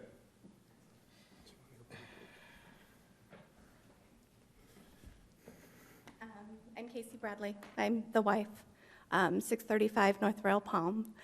I also am in construction. I also can appreciate the changes and what they gave into us neighbors. I appreciate that. I have a concern here that everybody that is in favor of this has money on their mind. You're not thinking about the neighborhood. You're not thinking about, no disrespect to the builders, but they're in here to make a buck and get out. If anything, we're going to be a blurb on the resume for the next land grab where they go in and decimate another neighborhood.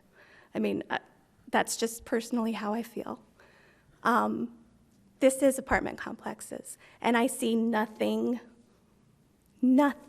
that benefits me as a 15-year landowner who I had to scrape and try and make ends meet to buy my property.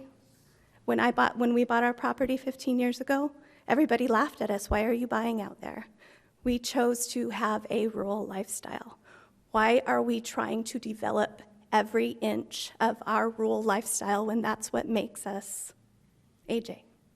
You go and sit in any watering hole here in town, you meet everybody and you talk to people, and they're not from here. They're not even from, like, Snowbirds. I know we're not supposed to say that. They're from Glendale. They're from Phoenix.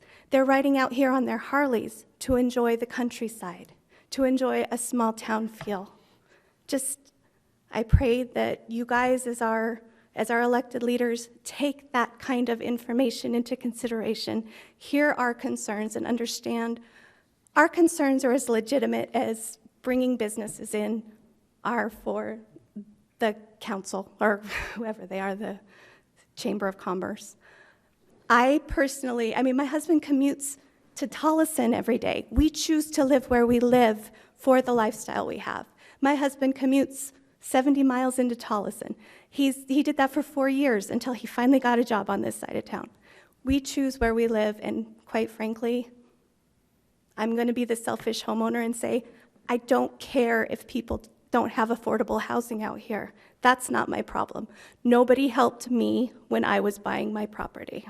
So thank you. I hope you take all sides of this issue into consideration. Thank you. Yes, sir, I'll have you come up.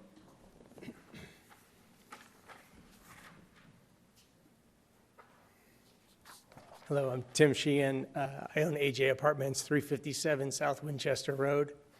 Excuse me. I see housing like this needed every day with our business. We built 10 units this year, and it was 1% of what we need. This is a gorgeous project. It's a single-level community. We built a 2-level community. The mountain views are gorgeous. My recommendation is to the homeowners around to look at this, to see a single-level community, and look at the other towns where they have 3-level, 4-level, 5-level.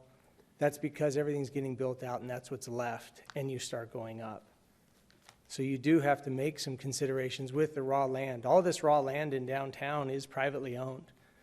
It's not open space. It's not state trust land. It is a privately owned. It's going to have a house on it. It could have a 2-story house with a roof deck on it.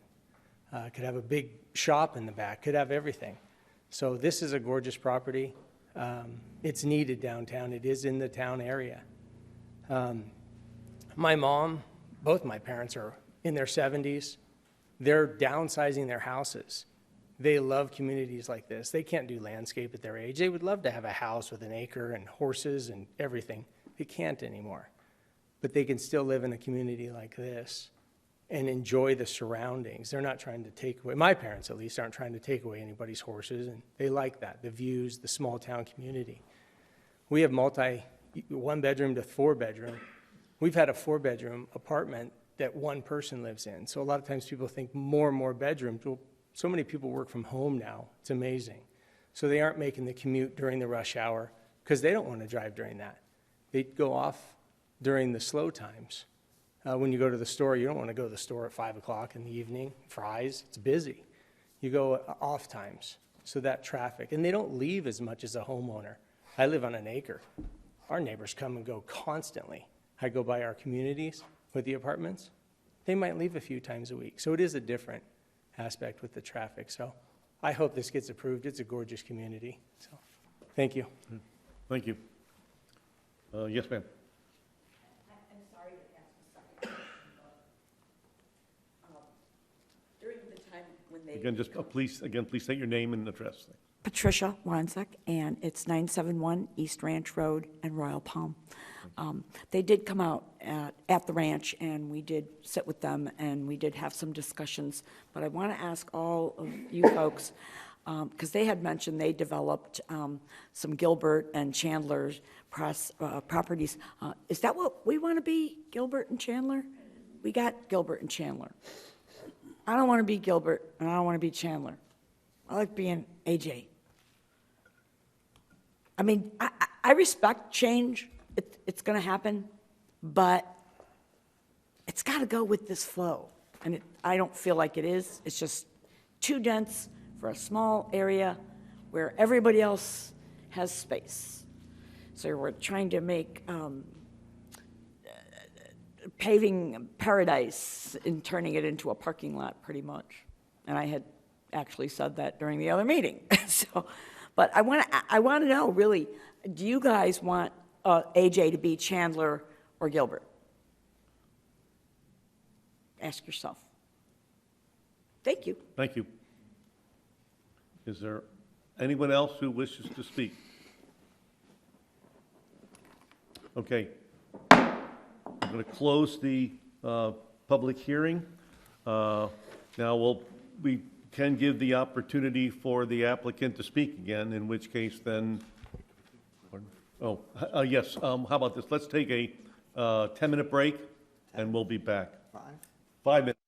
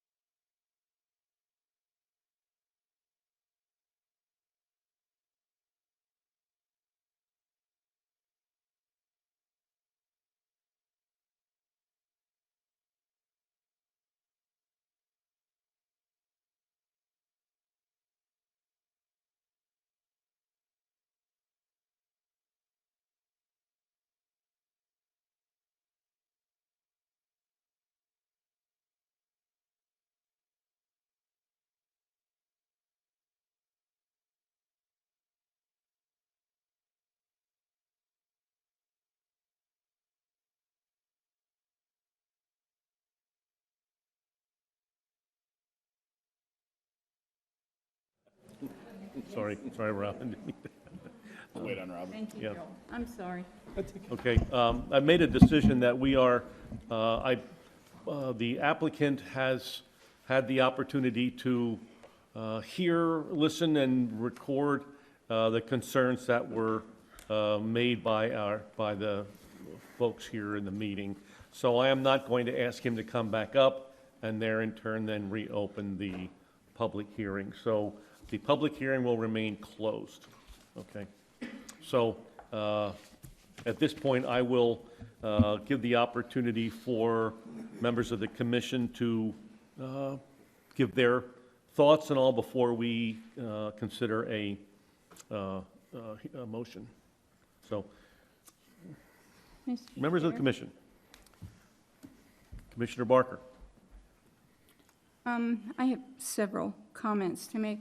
First and foremost, I think that the developer has done an amazing job of trying to answer the concerns of those around him. We've had other developers here who have not been willing to speak with those around them, and I think that these fellows did a good job. And I think it's important to note that this is the downtown area. This was past the formation of this area, and along with the zoning and everything else, was passed 2 years ago, year and a half ago, about then. The public, the voting public passed this. This was not an edict from on high that said these properties, this particular property will have a density of X, etc. This was passed by the public, by a very good majority of the public. I think 70-some% it won. So I think that's important to recognize that the people of Apache Junction have had the opportunity to look at this, not just this project, but the entire area. The plans for this area are basically entertainment, etc. Now, that won't happen if you don't have residents to take advantage of that. We live on sales tax here in Apache Junction. Your police force is paid through sales tax dollars. Your library through sales tax dollars. Your roads through sales tax dollars.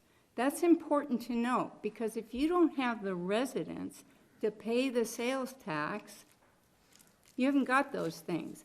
And in order for new businesses to come in, they have to have residents that are going to shop there. I mean, it's a cyclical thing. This area was carved out. It was approved by the city, the citizens of the city, not just the city council, those people elected, but the citizens. And I think it's very, very important to realize that. I guess that's all I have to say. Thank you, Commissioner Barker. Commissioner Cantwell. Yeah, this one is tough. You know, my initial reaction was I want to keep this area rural because that's the area around it. The downtown is an area that we really haven't done a lot of discussion and development on, and this is up in the northeast corner, so my initial reaction was nice development, wrong place. As the developers have made some very significant changes to make this more acceptable in that neighborhood, they make my decision one whole heck of a lot more difficult, because last time I was dead set against it. Now I'm at least 50-50, so I'm not sure which way I'm going to go yet, but I do appreciate the changes that the developers have made, understanding the nature that this is fitting in next to a rural community, and that is always going to be a subject of future contention. I've dealt with those in the past in other locations. I think they've done as much as they can to alleviate that, so it's an interesting decision. Thank you, Commissioner Cantwell. We're just gonna go down the road? Please, Yeah, yes, okay. yeah. Yeah, I have concerns. I love the changes they made. I think they stepped up above and beyond what any builder I've ever seen since I've been on the commission. I think it's in an area that deserves those changes.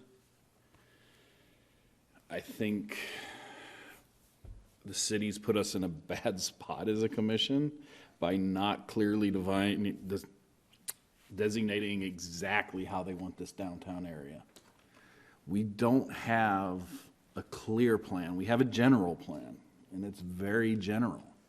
It's one thing to slap some zoning in this area and say, hey, let's do this. I think we've talked about this in the past a little bit. I wish the city had a better plan for this downtown area. It makes it tough when we have this come up, and we're gonna have more of these come up. This community is not within walking distance of anything downtown realistically.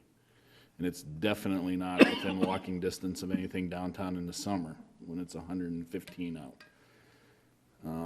We don't have sidewalks in this area once you leave this property, so I don't think it's a walking to the downtown yet. I think it will drive some things to downtown, but again, we don't have a lot downtown to drive them to at this point. And what are we trying to drive to? I think most of our future stuff coming in is more residential stuff like this. And is that what we want to fill up our downtown area with, is residential? I don't know. I don't know what the clear plan is for the downtown area.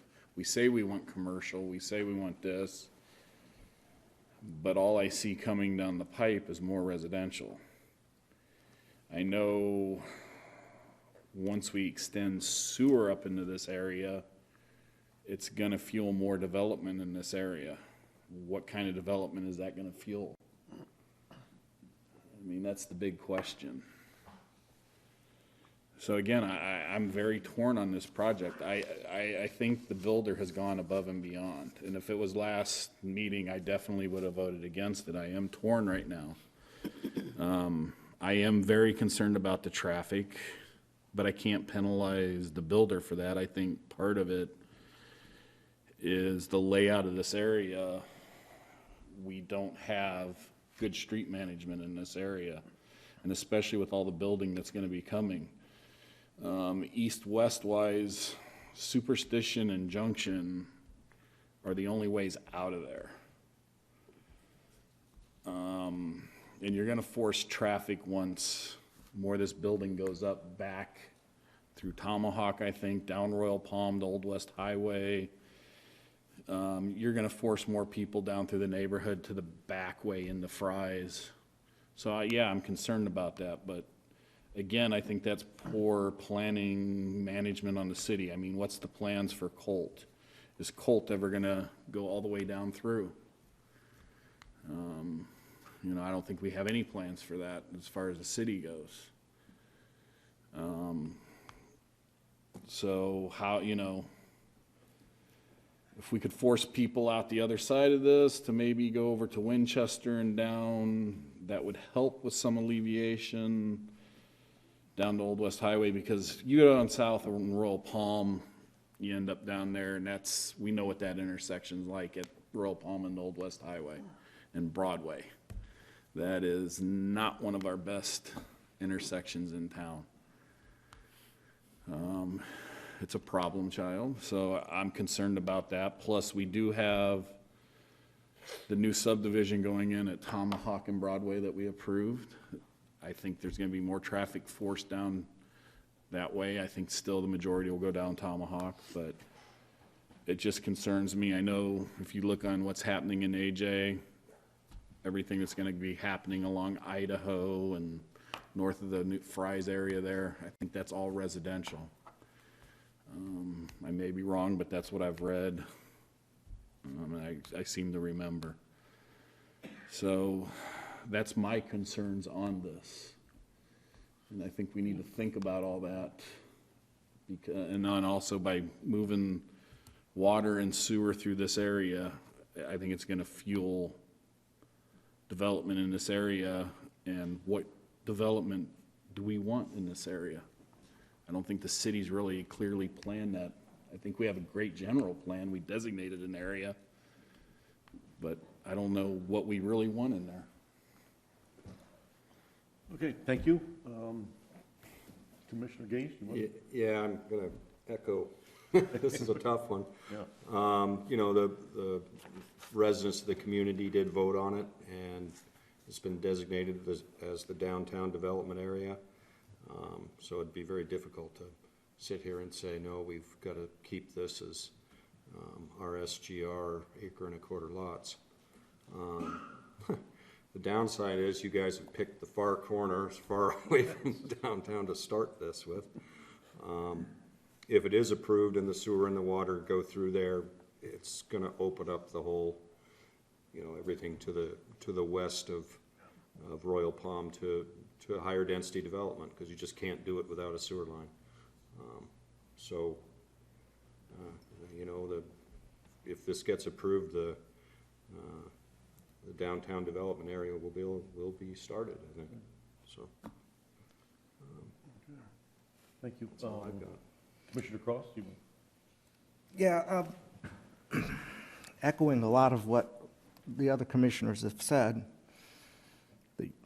especially the fact that the residents of Apache Junction did vote for the general plan.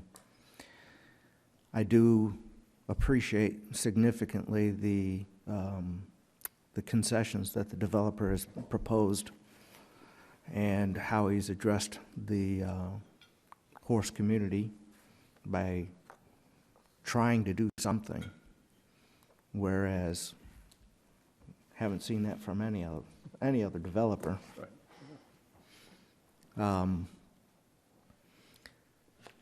I am concerned about future development along the superstition and how that's going to affect this. You know, they put all this in, it gets grown up just perfect and looks great, got great shade trees, and next thing you know, hey, we got to widen the road. But that's all part of development, and that's all part of growth. We keep hearing from our residents that they want, you know, this restaurant or that restaurant. We can't get those kinds of restaurants until we have more permanent residents to support that kind of stuff. Currently, our residents, a lot of our restaurants struggle big time in the summertime because of the lack of residents. This definitely would create a much-needed increase in summer traffic, I'm sure. Definitely concerned with the, bumped right up against the horse properties. I currently own horse property, and I do have a older trailer park right next door. Didn't affect my values. I think this would actually increase the values. I know some of the residents were concerned about, who's going to maintain that horse path, who's going to clean up after the horses. And I would assume that the landscapers that maintain the vegetation around the property would be taking care of that as well. So definitely, it's a hard one to make a decision on, but I really appreciate all the extras that the developer has put forth in trying to come up with something that's better for everybody. So that's all I have. Very good. Thank you. Commissioner Begman? Yes. First of all, I'm going to read a message I got today. on Facebook from Jules Fritz and Bill Cook that live at 575 North Royal Palm Road. We are unable to make the meeting tonight. However, we are still opposed to the rezoning of the property on Royal Palm and Superstition. I am a little perplexed regarding the traffic study. There was a counter, if you will, for only a few hours one day on Royal Palm and never saw anything on Superstition. There has also been owl sightings and other wildlife on that property that will be displaced. We believe there are many other more suitable locations for a project like this within the city. Thank you, Bill Cook, and he leaves his phone number. Now, that out of the way, we as a community voted on the general plan several years ago. When we voted on this plan, we also decided that we were going to designate a downtown area.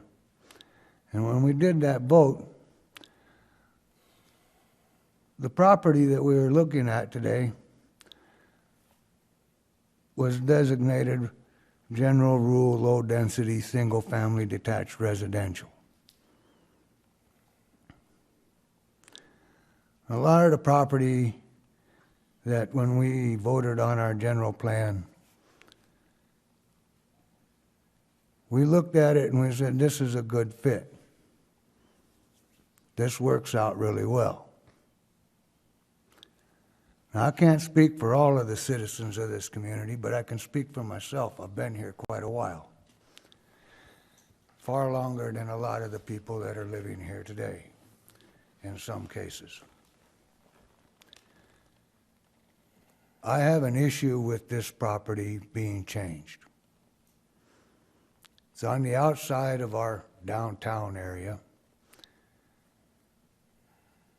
but it's on the outside of our downtown area. I would be very comfortable with having sort of a transition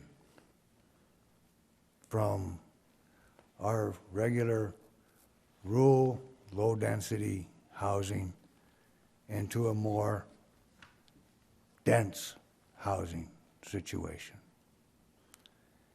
Now, the developer has presented a very good idea. I like it. I don't think it's in the right place, but I like it. And I agree. This community needs more places like these. But we have to think about where we're going to put them. And I think that's the biggest concern for a majority of the community, and I think that's also the biggest concern for the majority of us on the council. If this was put someplace else, closer down to Fry's, closer down to Old West Highway, I would be 100% in favor of this. Right now, I don't think I can go with it,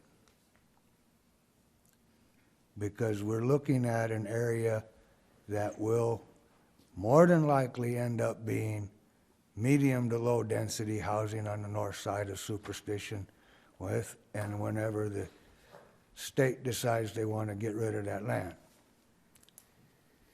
We have the same type of property to the east of it, almost entirely up to the mountain.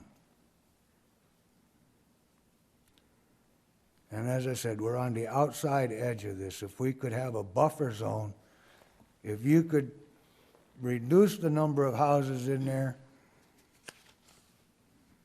that wouldn't make it look like it's somebody's apartment complex, I would probably go along with it, but right now I don't think I can. I appreciate the fact that you are taking the horse community into account. I think it's a great move on your part. If you were to have asked me for a decision last month, I would have said no, strictly based on that. And I don't really think I trust the traffic study.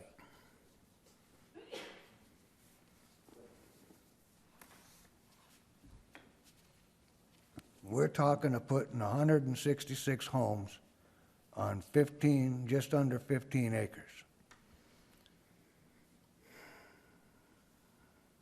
And you're not going to tell me that if there's 100 cars coming down Superstition right now, that you're only going to increase it 3%?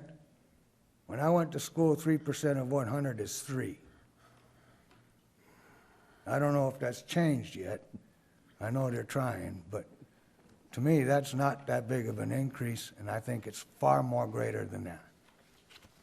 And that's all I've got to say right now. Thank you. I've been a resident of Apache Junction for 12 years, and pretty much the entire time I have been a resident here, I have heard about, you know, we don't have any good restaurants, there's limited shopping. I've heard the myriad of comments about we don't have an economy of any strength in this city. As was mentioned earlier, good, bad, or otherwise, this city survives on the sales tax generated through our business community. You know, we don't have the property tax, all those other things that other cities have. That is an advantage to the homeowner, to the resident of Apache Junction, but it also makes it more of a challenge for businesses to survive. The one way that businesses can survive is increasing the residential community, and not the winter visitors, but the year-round residents that will contribute. I remember reading a study some years back that the number of Apache Junction residents that leave Apache Junction to go shop elsewhere was rather substantial, because in their minds they couldn't find what they wanted here. And that's because and I know, having been a part of the Chamber of Commerce and all, I know there are businesses that considered setting up shop here, but they wouldn't do it because we didn't have enough of a year-round population. So that has been the way, that's been the nature of the beast here for years. When we did the general plan and we looked at this downtown part of Apache Junction, it was large because we were trying to create that environment where people would consider themselves part of the downtown. And this application in question is a part of that. I too, if I could have moved that somewhere else nearer to Fry's or Old West Highway, I would have done that, because this is a great application. It's a great proposal. And this being at the very edge is kind of one of those that's been a little harder to take. And I'll admit, I have struggled with this because I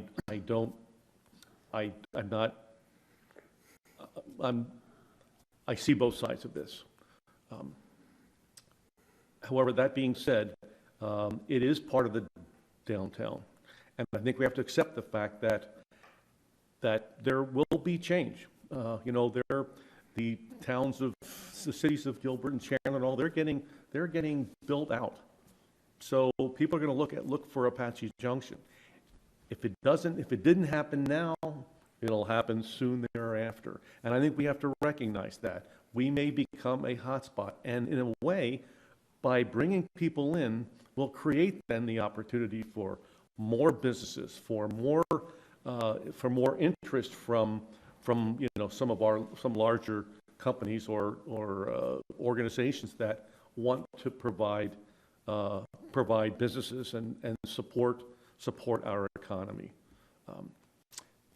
So as I said, I've struggled with this, but I recognize that I think we have to be realistic in this and recognize that it's part of change. And I do, again, as others have said, I applaud the developer and some of the accommodations they've made to the horse community and to those around it. There's nothing, it's not perfect, and we'll never find that. But again, as was mentioned, I've never seen a developer actually making these kind of accommodations for surrounding homeowners. So I think that's something that we really have to look at this. So we have said our piece. So do I have a motion? I'll await a motion. We got to discuss. No. Are we going to add these? I guess that would be part of the motion. Part of the if you want to include those. Then we also have to update the. Change the date and discard the two-story. You got that? Mr. Chair? Okay. Mr. Chair, could I also? All right. There had been some discussion about the is it housekeeping or horsekeeping? Horsekeeping. So maybe a suggested 14th stipulation would be that all multi-use trails shall be maintained in a clean and orderly manner. I think the expectation is the landscapers would do that, but I think it would be appropriate to add a. Well, isn't it part of their property and part of their? No, some of it will be in the right of way. Oh, will it? I think so, yeah. Okay. So, Then, yeah. but generally we have the developers maintain that right of way with that landscape, and the city doesn't maintain that. So I think if I just had all multi-use trails shall be maintained in a clean and orderly manner. Right. Then there'd be 14. Right. All right. And the planning group had suggested the two-story homes with the second entrance. I don't sense a lot of. There may not be support at this level. There's 14 units, I was corrected. They're all internal. Most of the complaints you get about two-story, and there's a brand-new one that I have not heard one complaint about an earshot down the road, but all those units were interior to the development, which I think was, they were ensuring that as future development would happen, it would not be, at the perimeter where it's going to look in somebody's backyard. So, and that's our feeling. If you're going to have downtown, the RSGR allows a 35-foot height today.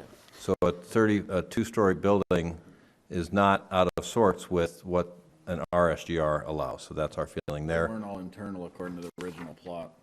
There, I don't. They were two of them. There's 31 and 36, and they're on the west edge. In the northwest corner. Well, no, it's in the middle. It's in the middle. Yeah. Right here. Well, they've agreed. So again, they've agreed to it. Right. Yeah, and they Pardon me? agreed to The developer has agreed to not doing. stick with the one floor. I understand that. I'm saying from a staff perspective, if you're trying to have a downtown, I understand nobody wants two-story in the whole city. That's every rezoning we've ever had. You can ask Rudy. Nobody wants two-story. So if you're going to have a downtown, we're going to have proposals for 3 stories. We're going to have proposals for 4 stories. We have the Horizon Health Building was 3 stories. City Hall is, I think we had a council meeting where we said that's over 40 feet. So again, for planners, it may be different from the residents, but for planners, density, if you're going to have a downtown, a 2-story is not out of sorts with what we were thinking. Again, if you're going to disperse traffic, then a second entrance does that. If you're concerned about all traffic coming out into that intersection at the roundabout, then a second entrance disperses traffic. If you live in the neighborhood, you're certainly not going to like that. I appreciate that. But it's not warranted by the traffic study that says, oh, you got to close that entrance off. So it's more to appease the neighbors. It's not really a traffic concern. That was, at least for me, that was good reason. A good reason is keep the traffic off of Royal Palm.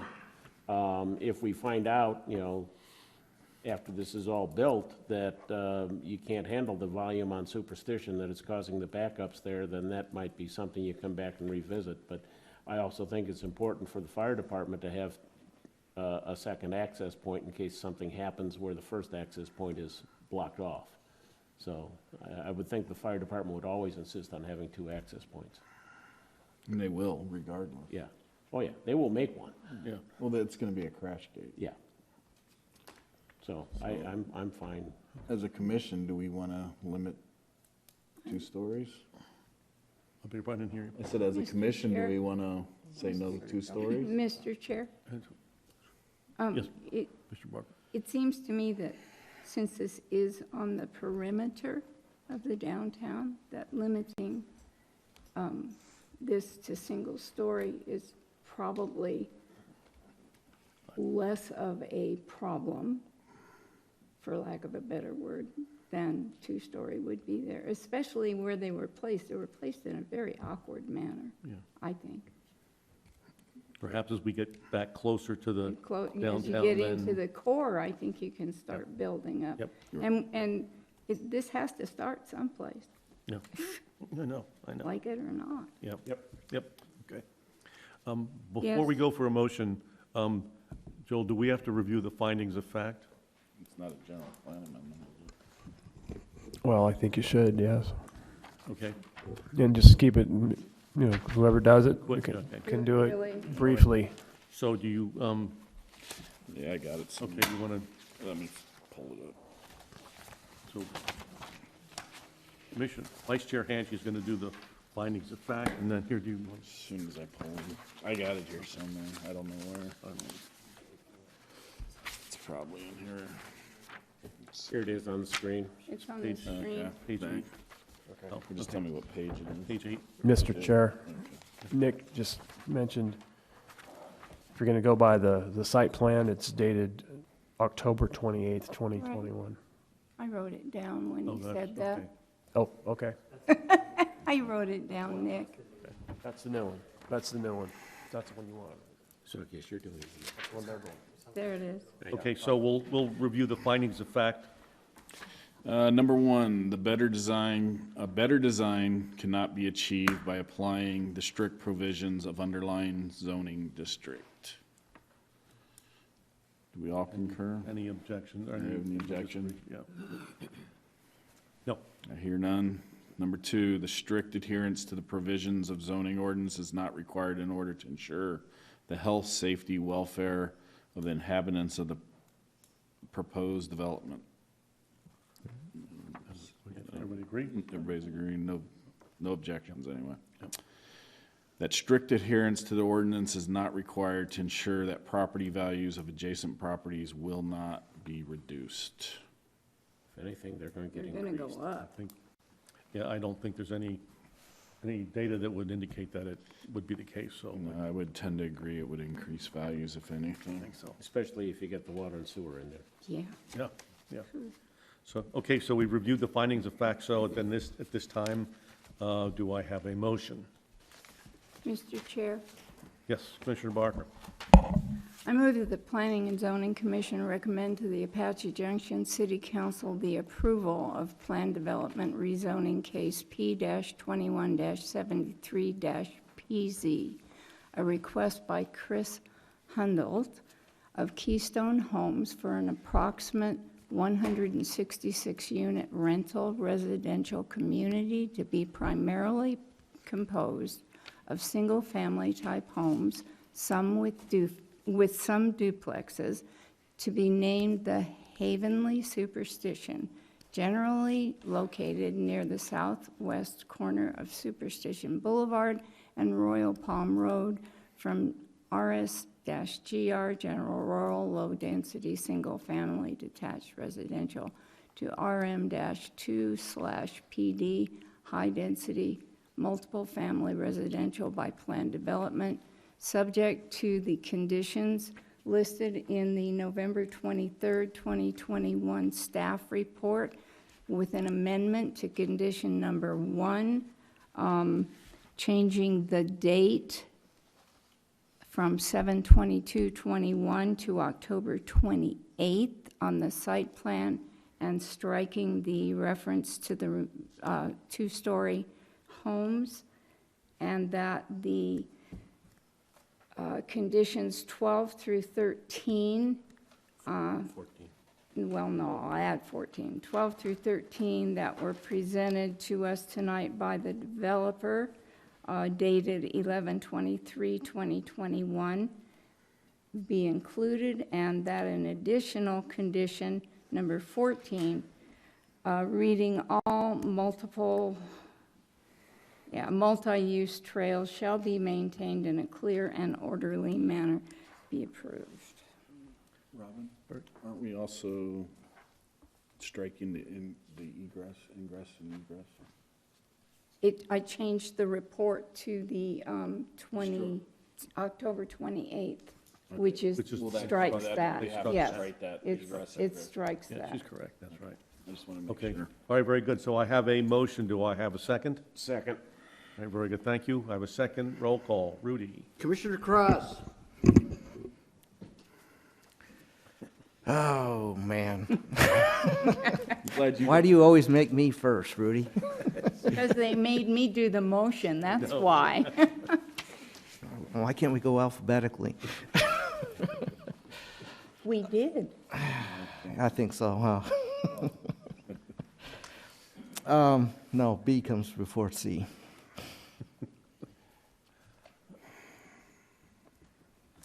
I have to lean towards the fact that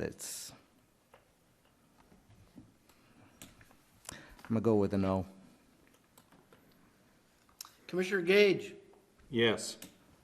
Commissioner Barker. Yes. Commissioner Begeman. No. Commissioner Cantwell. Yes. Vice Chair Hanchey. No. Chairman Heck. Yes.